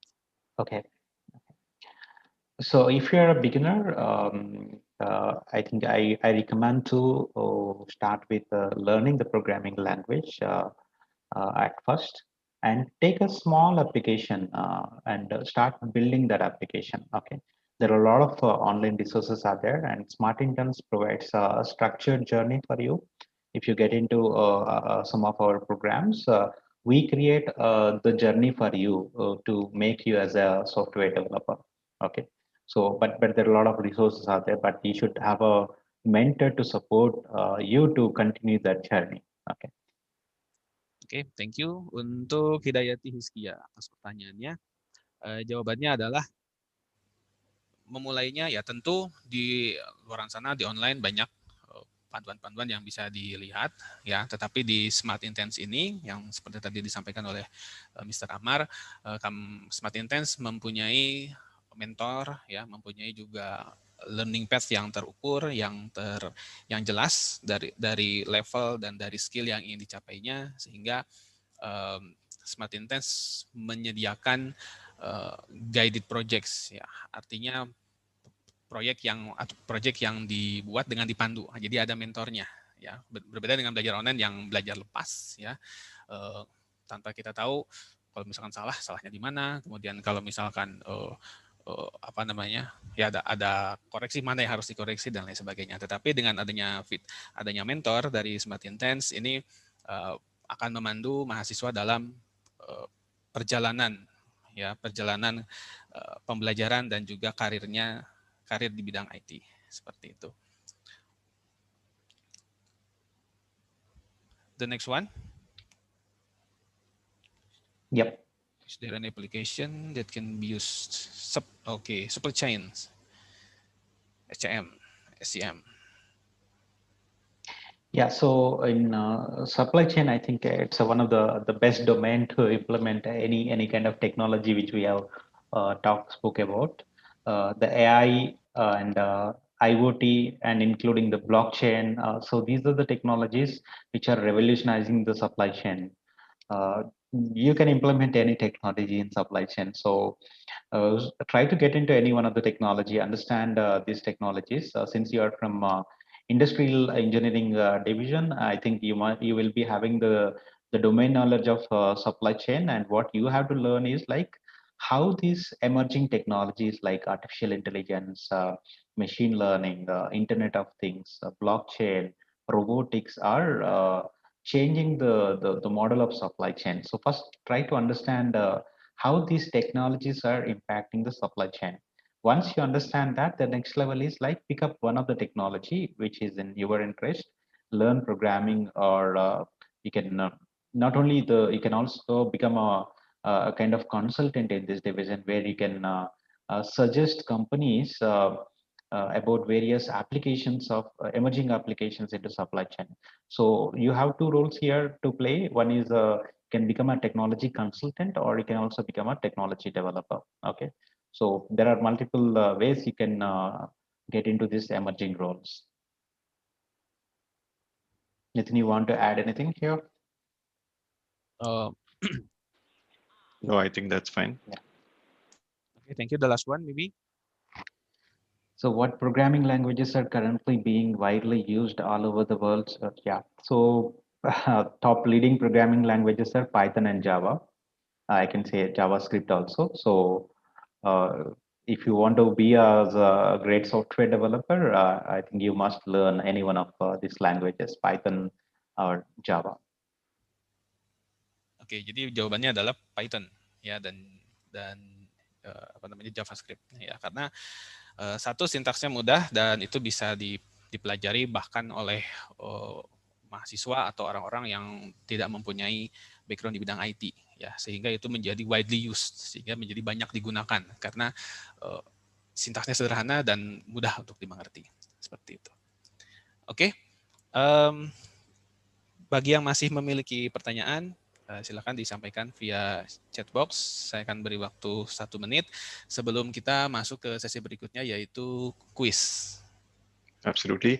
Pak Mike, I just want to add one thing. I think while the questions that we have got have been around programming and programming languages, I think the point of today's whole session was to show that even if you are not learning a programming language, there is a place for you in IT. There is a place for you in IT. You can do other roles which are not requiring hardcore,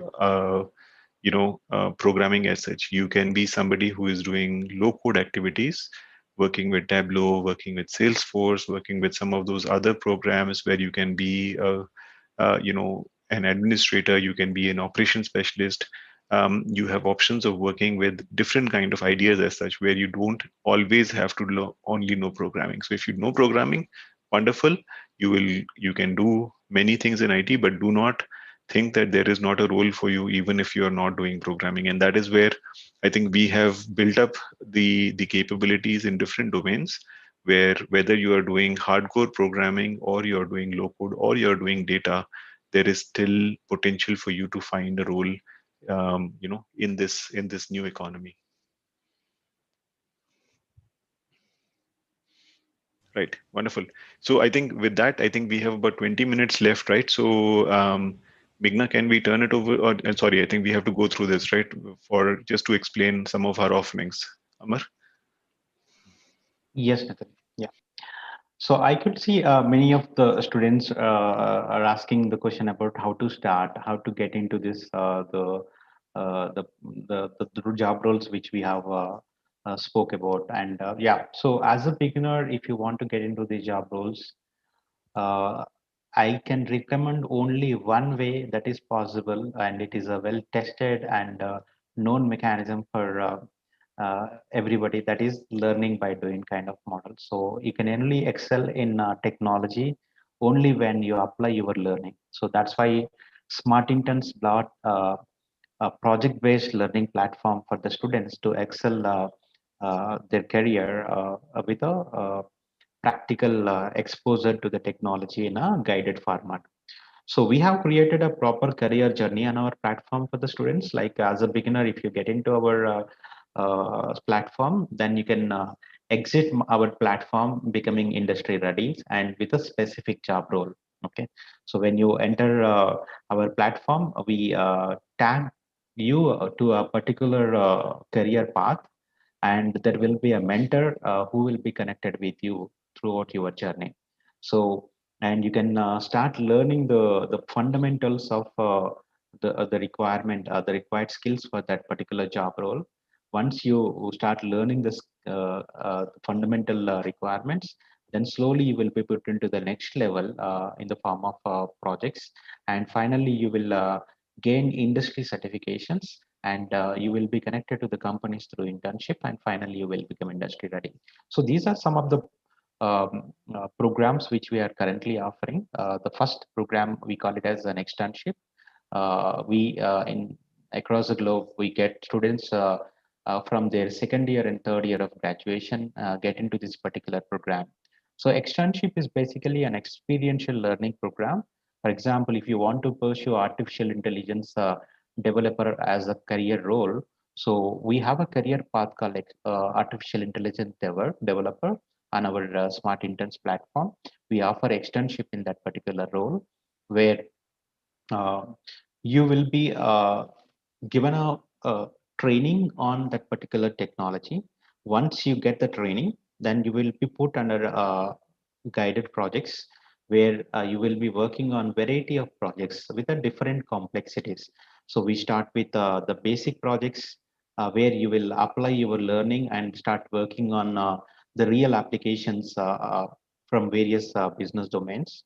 Then once you complete the basic level projects, we put you into the intermediate level projects where you will further explore new frameworks, new technologies, and new libraries available in that particular domain. And ultimately, you will be connected to the advanced level projects, and in advanced level projects where we bring in the real problem statements from different companies. So we go to the partner company, we ask different problem statement, and those problem statements will be given to you in a advanced level project. So in this way, you learn the technology and you apply your learning in real world projects so that you gain the skills. Okay.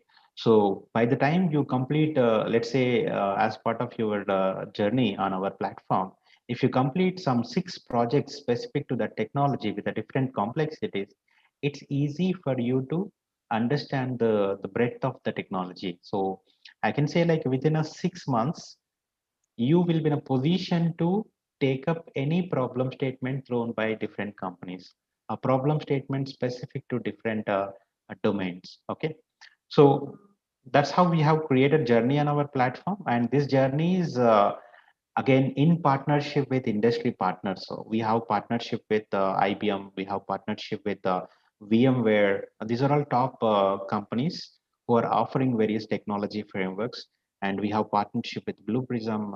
We work with the Tableau, we work with AWS kind of companies, where they are providing us the real world use cases so that you can work on those use cases through our platform. Meghna, if possible, can you go to our platform?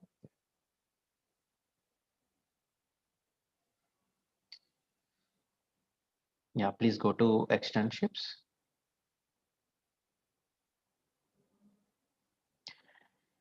Yeah, this is one of the leading program. Every year we see thousands of students enrolling into this particular program all over the globe. We have partners. This program is offered in partnership with leading technology companies like IBM, GoDaddy, Blue Prism, VMware IT Academy, and a few more companies are added. And in fact, this program has been integrated to the curriculum of various engineering institutions in India. Some of the top institutions like VIT, the Sona College of Technology, these institutions have integrated our externship program as part of their curriculum itself. Okay, so scroll down slightly.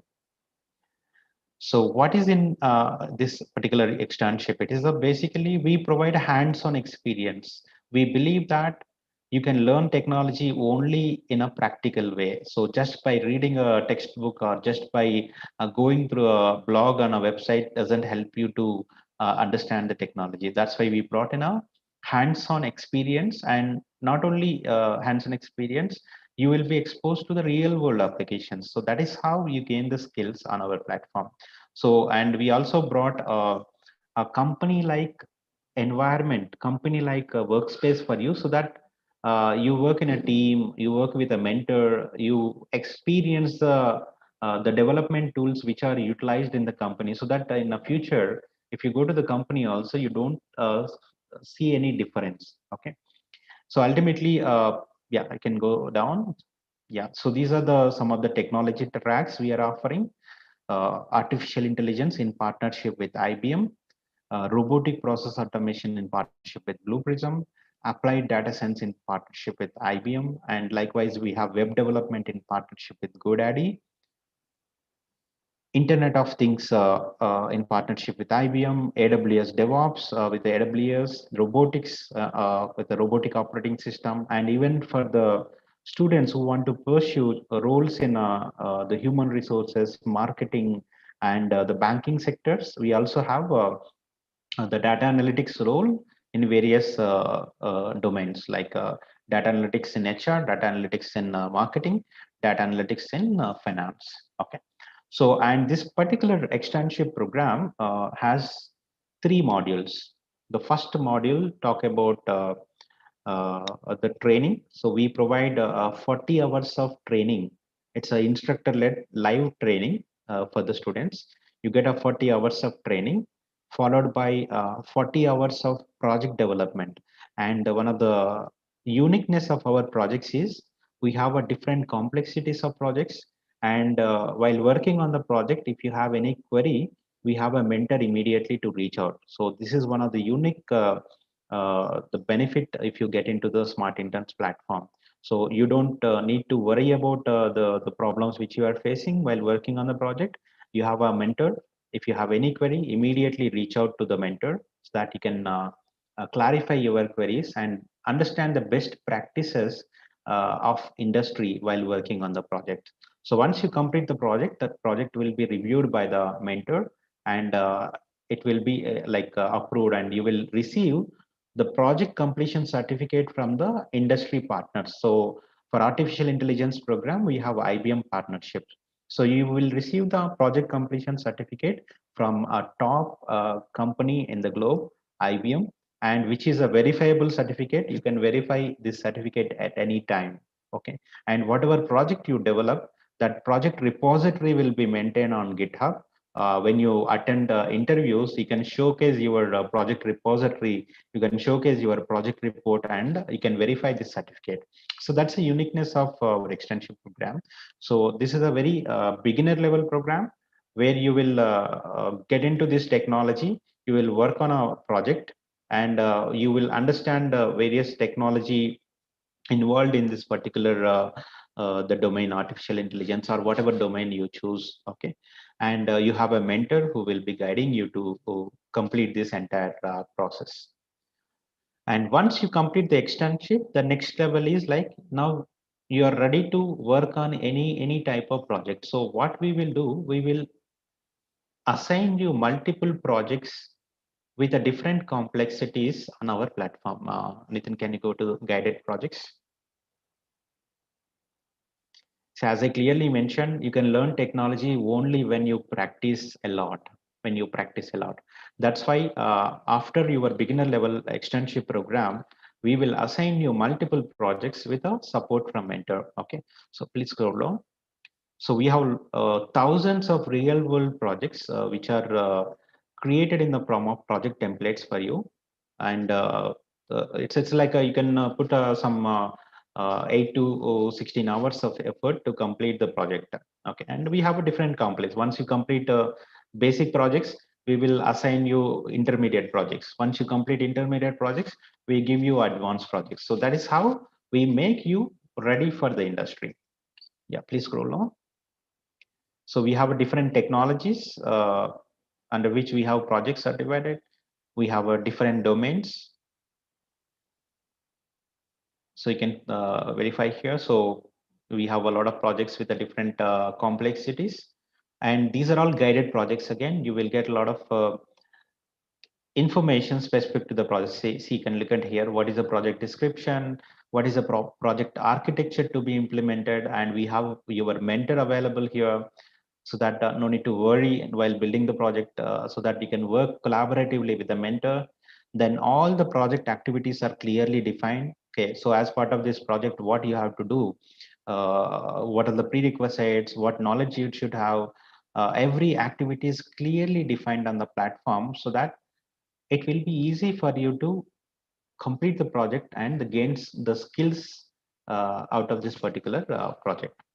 So likewise, we will be assigning you the multiple projects over a period of defined time. So for example, if you are in a third year of graduation, we define a 1 year duration where you will complete externship and you will start working on multiple projects as part of your career journey. So once you complete the projects assigned to you on the platform, your profile looks like a professional, not like the fresh graduate without experience. When a recruiter look at your resume, he will find the training, he will find multiple projects developed by you, and which are verifiable and which are from a reputed top company. Okay, so it's easy for you to get into the internships in your fourth year, or it's easy for you to get into the job roles if you show this such a kind of experience. Yep. So, and we also provide support to acquire some of the industry standard certifications. For example, if you want to become a artificial intelligence engineer, we have AWS, Amazon Web Services. They're providing a industry certification. So after completing this externship and guided projects, it's easy for you to complete the certification with AWS. Likewise, you have a certification program with Microsoft, certification program with Google, and you have many other companies who are offering industry certifications. So we also prepare you to get those industry certifications as part of this entire journey. Okay, so that you will be ready for the industry. It's easy for you to get any internships, global internships, and it's easy for you to get a job in your campus placements, or it's easy for you to get into a specific job role posted across various recruitment portal. So this is about the Smart Interns career journey, and it's a very well structured, defined journey on the platform with a full-fledged support from a mentor. Yeah, Nathan, you want to add anything? Wonderful. I think you covered it all. So now I think we have covered the course. We have given them a lot of things. Now let's play a little bit of a game, right? So let's go to the quiz if everybody's okay. Right. So Meghna, if you'd like to take it over, you can maybe show them the instructions. Students will take another 5 minutes over the time. So we have a interesting quiz for you. Please look at the website, see if you can go there. www.kahoot.it. Yeah, go ahead, Meghna. Yeah, thank you so much, Nathan. So I really appreciate your time and patience to all the participants. And I request all the participants to please go to kahoot.it. I'll just drop it in the chat box.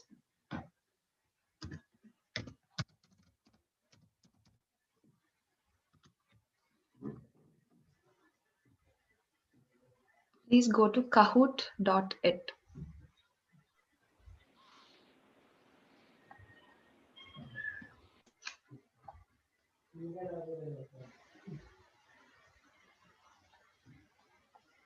So you are asked to enter a game pin, right? So you can see the game pin on the screen. It's 4343219. Please enter the game pin.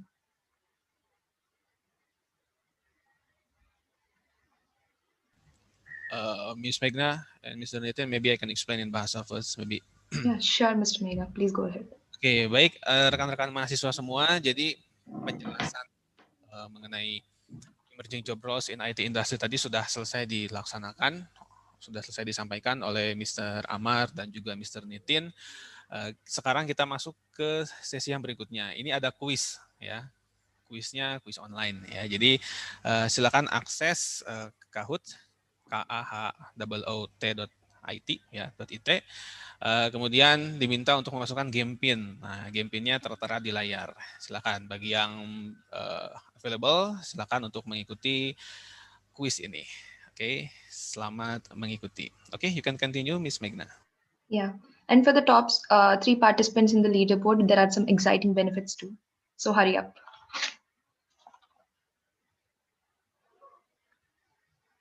Okay, so after entering the game pin, you will be asked to enter your name. Please enter your name. Great, I can see most of the participants joining the quiz. That's great. Yeah, me too, actually. Okay, go ahead.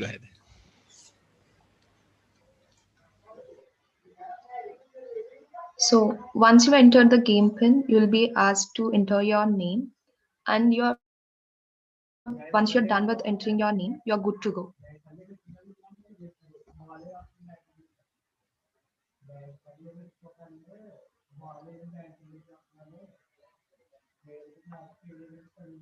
If you are facing any trouble in logging in, please drop us a message in the chat box.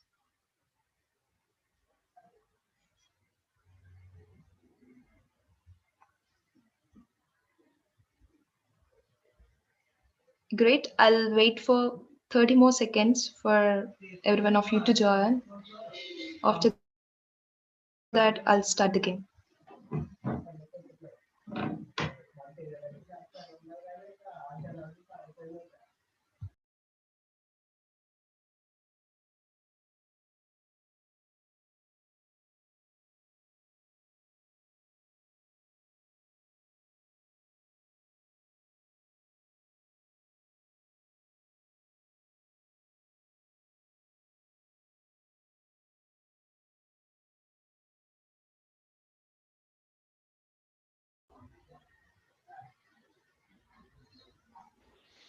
Okay, I Because think the score that we see on the screen, 61, that's the number of participants who joined, is it? yes, yes. All right, so we can see it in real time. Very exciting. We can see the names and the number of people. But Exactly. I see that we have 300 people on the chat group but we only have 60 participants right now. Come on, the rest of the people. Hurry up, there are some exciting benefits.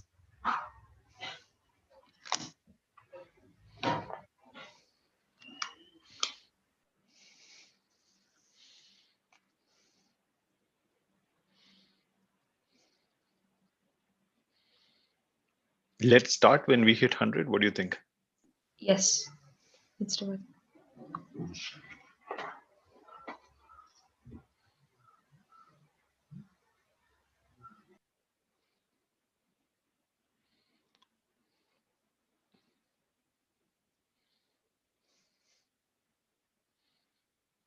Mr. Nitin, what do you say? The participants are so excited and, they all are enthusiastic, right? Oh, totally. Yeah. I can see some wonderful questions today. Oh, It's very, very good. exactly. Like they were asking about the projects that you have worked on. That is something interesting. They asked about the easiest and the hardest.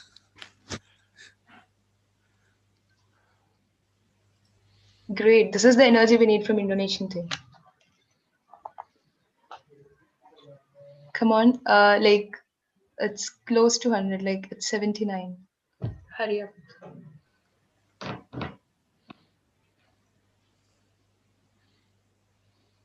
Ayo, ada kuis dari Smart Intense. Ini baru 81 orang yang join. Silakan akses kahoot.it ya.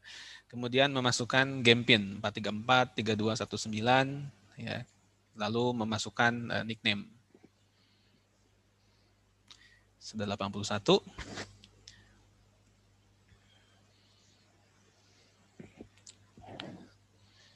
Kita tunggu sampai 100. Oke, terus bertambah 87. Silakan bagi yang belum untuk langsung mengakses kahoot.it. KHHOOT.it. Berapa Pak nomor game pinnya? Ini tertera di layar 4343219. The game pin is displayed on the screen. It's 4343219. Yes. Silakan memasukkan 4343219 dan memasukkan nickname kalian.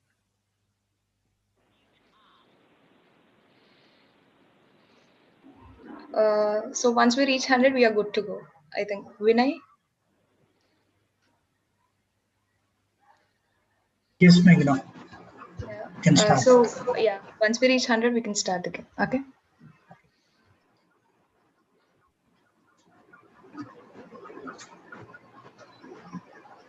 Okay, 100. Okay, it's going up. Great. Maybe just give another 1 minute or maybe 10 seconds. Exactly. I'm counting the numbers.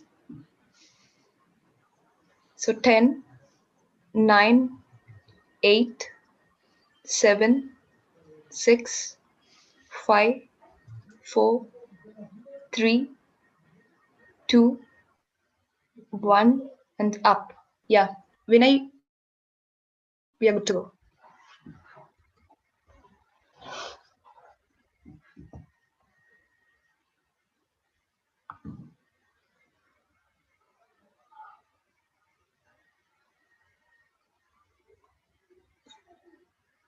So here is the first question. Which one of the following is not an AI device? You can just click on the option that you find it more relevant. Oke, pertanyaannya bisa dilihat di layar. Kemudian untuk menjawabnya, tinggal diklik saja sesuai dengan gambar yang tampil di web kahoot.it-nya. Okay, great. Next question.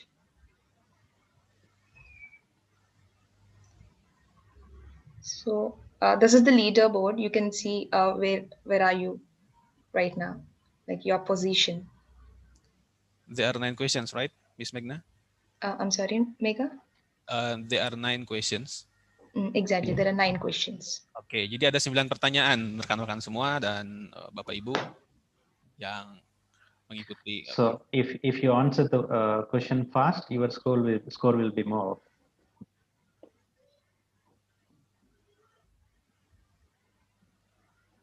Oke, pertanyaan nomor 2.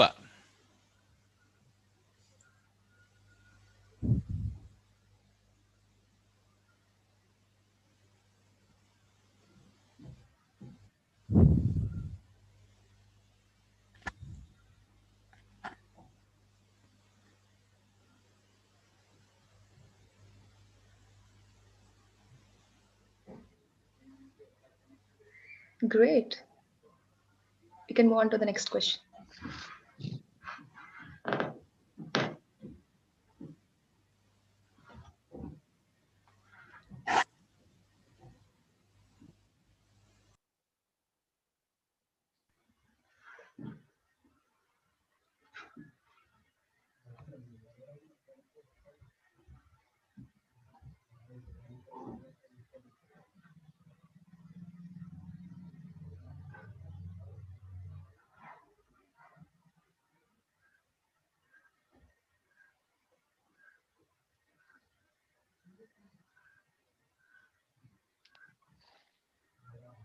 So blockchain is called as a new technology of trust.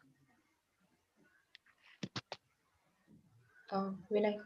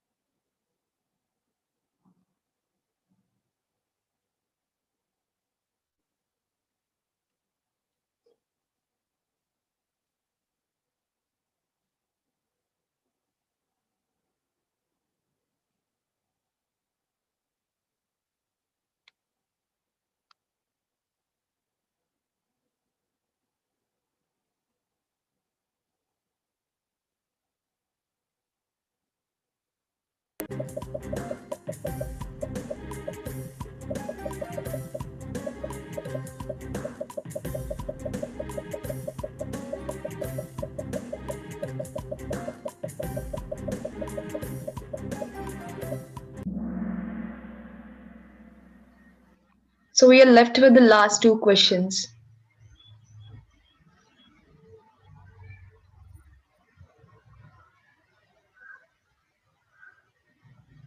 Come on, there are plenty of chances that you can increase your score with the last 2 questions.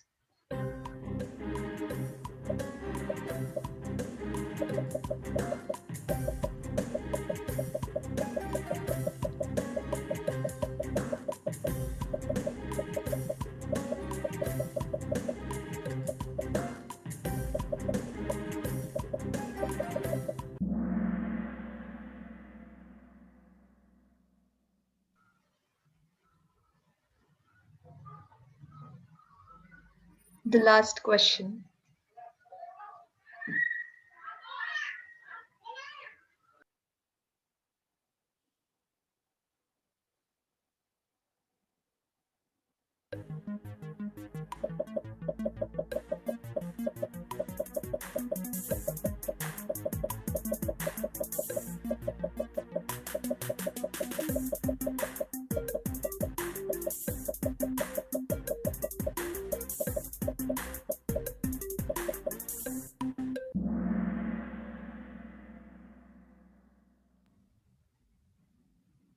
Cool.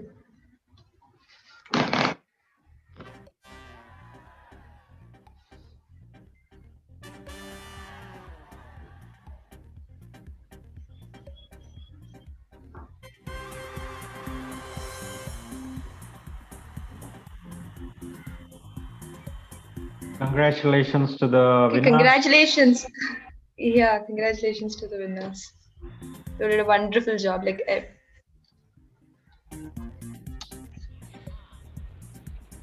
You could see Rio was leading right from the beginning. What exactly happened?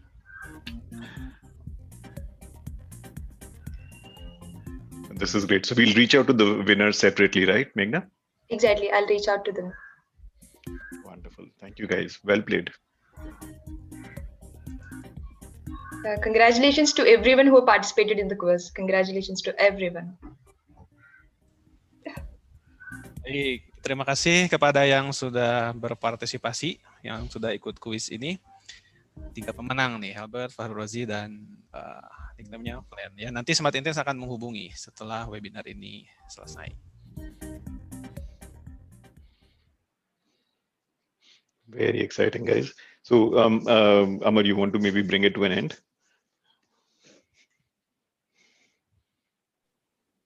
Yes, Nathan. Yeah. Excuse me, Nathan, sorry to interrupt you.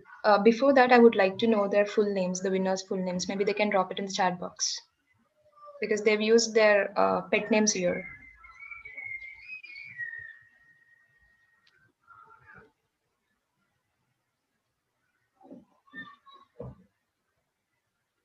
Exactly, full names.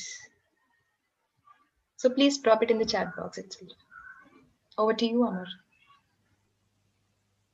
Yeah, thank you, Meghna, for a wonderful quiz. This is exciting. Yeah, so I think, dear students, what we want to convey through this today's webinar is like there is plenty of opportunities in emerging technologies area, and a lot of companies are coming up from various parts of globe, and you could also become the potential entrepreneur. Only thing required here is like start your career journey now. So that is one of the key thing which you need to start immediately, so that either you can become a potential entrepreneur, or you can become a great developer as soon as you get out of your the graduation. Okay, so what you need is like you need the practical exposure to the industrial processes. You need to fulfill the industry requirements and the skills which are asked by the companies to fulfill a particular job role. So those skills can be acquired only when you put your effort on a real world projects, only when you learn the technology in a learning by doing fashion. And if you have a great mentor connected with you throughout your career journey, it will help you to reach your goals easily. So Smart Interns provides you all these benefits in terms of learning technology, connecting you to the real world projects, providing you the mentoring support to become to help you in your entire career journey. So we have a lot of programs. Your college management will be approaching you to get into this program. So Megha, you can add some more information about how they can get into these programs through college. Yeah. So thank you very much for joining this session and for your patience. And I could see a lot of excitement and interest from you by looking at the question asked through the chat. And thank you. Amar, Nitin. when will we share the Google Sheet link? Yeah, I think the Meghna is doing that. Okay, wonderful. Yeah, we'll be sharing it in a minute.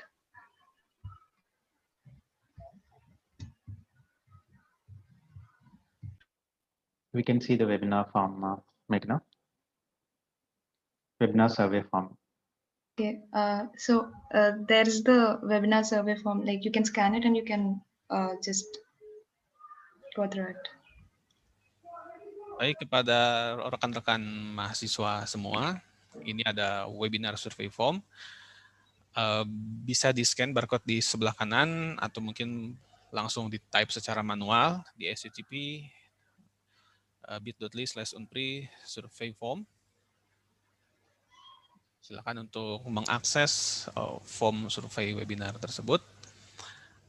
Kemudian mengisi seluruh pertanyaan yang tersedia. Tidak banyak, ada sekitar 7 atau 8 pertanyaan yang terdapat di dalam survei tersebut.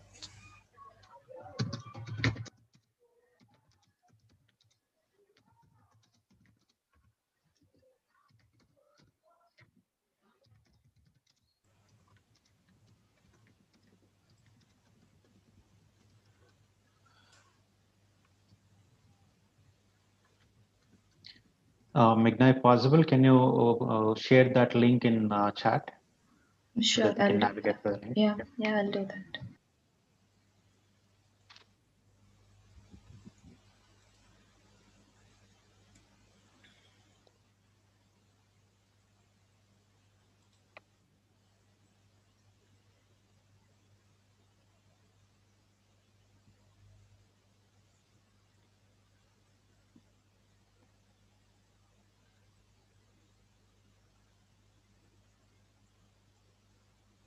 Vinay, could you drop that link in the chat box? Yeah, sure. And I guess Pak Mega, we have another session tomorrow, right? Yes, Mr. Nitin. So any of the students, if you are, you didn't catch the whole thing and you want to maybe join us again, you have the option of joining us tomorrow. Also let your friends and your other folks know who have not joined today. If you like the session, maybe you can help them to join tomorrow. Ya, bagi rekan-rekan mahasiswa yang saat ini mengikuti webinarnya tidak dari awal atau mungkin ada yang ingin ikut lagi, ya barangkali ada informasi yang kurang tertangkap, maka besok hari Selasa tanggal 4 Mei 2021 di jam yang sama, jam 10 pagi sampai dengan jam 12 siang, itu webinar yang sama akan dilaksanakan, ya seperti itu, sehingga bisa mengikuti kembali besok atau mengajak rekannya yang hari ini tidak bisa join di webinar siang hari ini, bisa join besok jam 10 pagi sampai jam 12 siang. Miss Meghna, could you please show us the form? Oh, yeah, sure. Maybe I need to explain in Bahasa. Vinay, could you please open the Google form so that Megha will explain each and every field? Okay.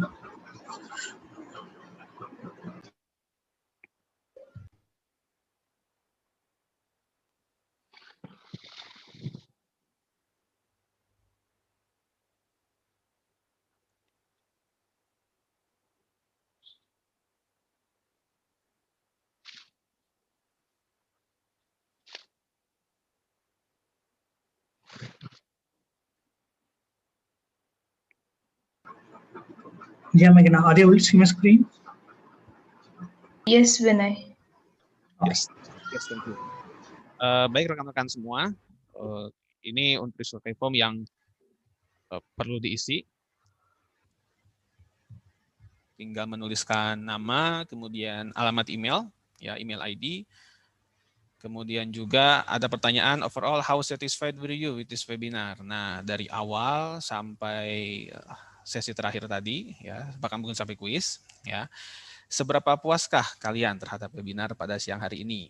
Yang pertama, very satisfied, ya, sangat puas, netral, atau mungkin tidak puas, ya. Pertanyaan berikutnya, how informative did you find our webinar? Seberapa informatifkah webinar pada siang hari ini? Apakah penjelasan yang disampaikan ini menjawab pertanyaan dan rasa penasaran dari rekan-rekan semua? Silakan dipilih salah satu. Extremely informatif, sangat informatif, ya, sampai ke pilihan jawaban yang paling bawah, tidak informatif. Kemudian, will you be able to apply the knowledge learned? Nah, apakah rekan-rekan semua akan mengaplikasikan pengetahuan yang dipelajari atau yang sudah didapatkan pada hari ini? Ya, tinggal dipilih jawabannya. Dan in which domain you want to start your career? Ya, di domain mana nih kalian akan mulai untuk menjajaki karir? Nah, ya, silakan dipilih. Pilihannya tersedia dari mulai Internet of Things, cyber security, dan lain sebagainya. Oke. Dan pertanyaan berikutnya adalah the next questions is, would you like to know more details of our services? Ya, apakah kalian rekan-rekan semua berniat untuk tahu lebih banyak mengenai produk-produk atau project-project yang dimiliki oleh Smart Intense? Ya, ini tentu jawabannya yes. Ya, nanti akan ada info-info lebih lanjut tentunya seperti itu. Additional comments, jika kalian memiliki komen tambahan, ya, ada hal yang disampaikan, silakan ditulis di kolom pertanyaan yang terakhir dan langsung klik submit. Terima kasih. Okay, thank you, Ms. Meghna. Yeah, thank you so much for explaining, Mr. Megha. We've also dropped the link in the chat box, link to the Google form in the chat box itself, so you can refer to that even.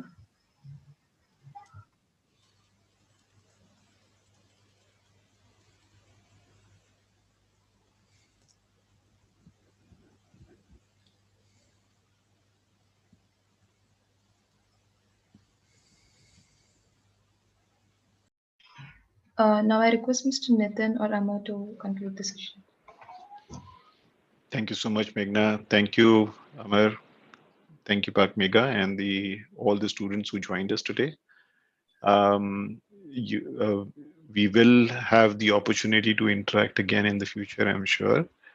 So please do take time to fill out the survey, and if you'd like to maybe get connected again with us. And again, let your professors know if this was interesting to you, if this is something that you'd like to pursue. So we are working actively with your university teachers and counselors, and so I'm sure you will actually benefit from some of this learning in the future. So, and let your friends know if you have missed us today, that they can actually join us tomorrow again.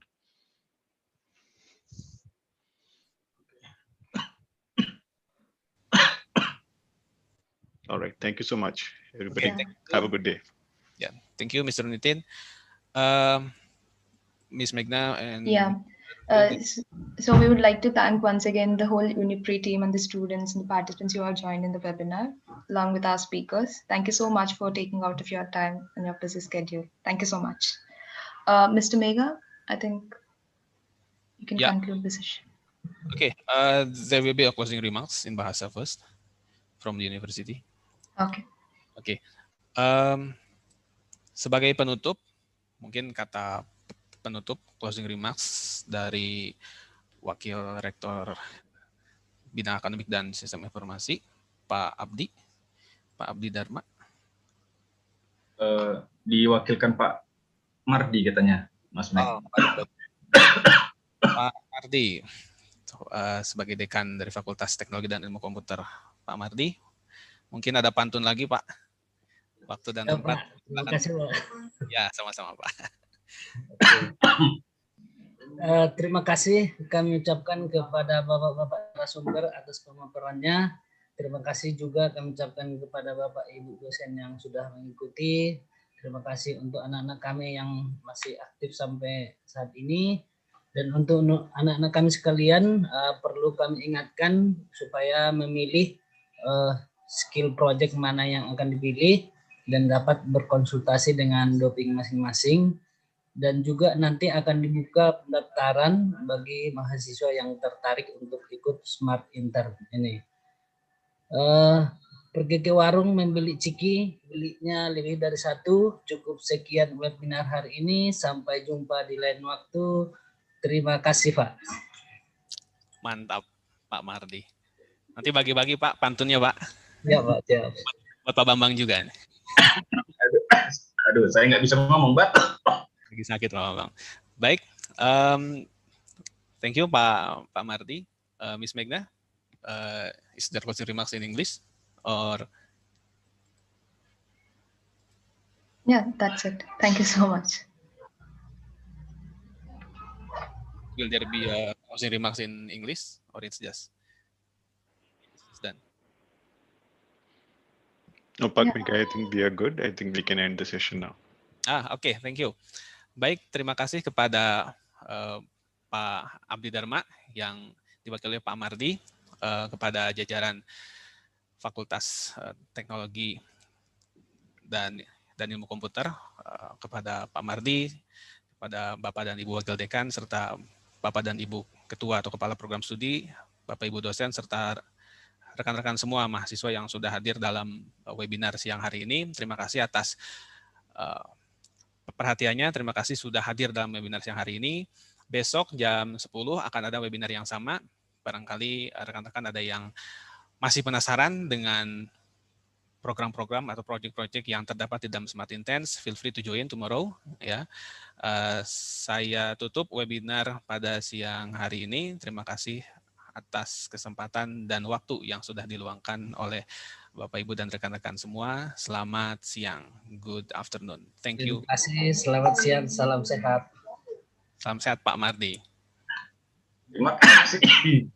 Aduh, nggak bisa ngomong saya.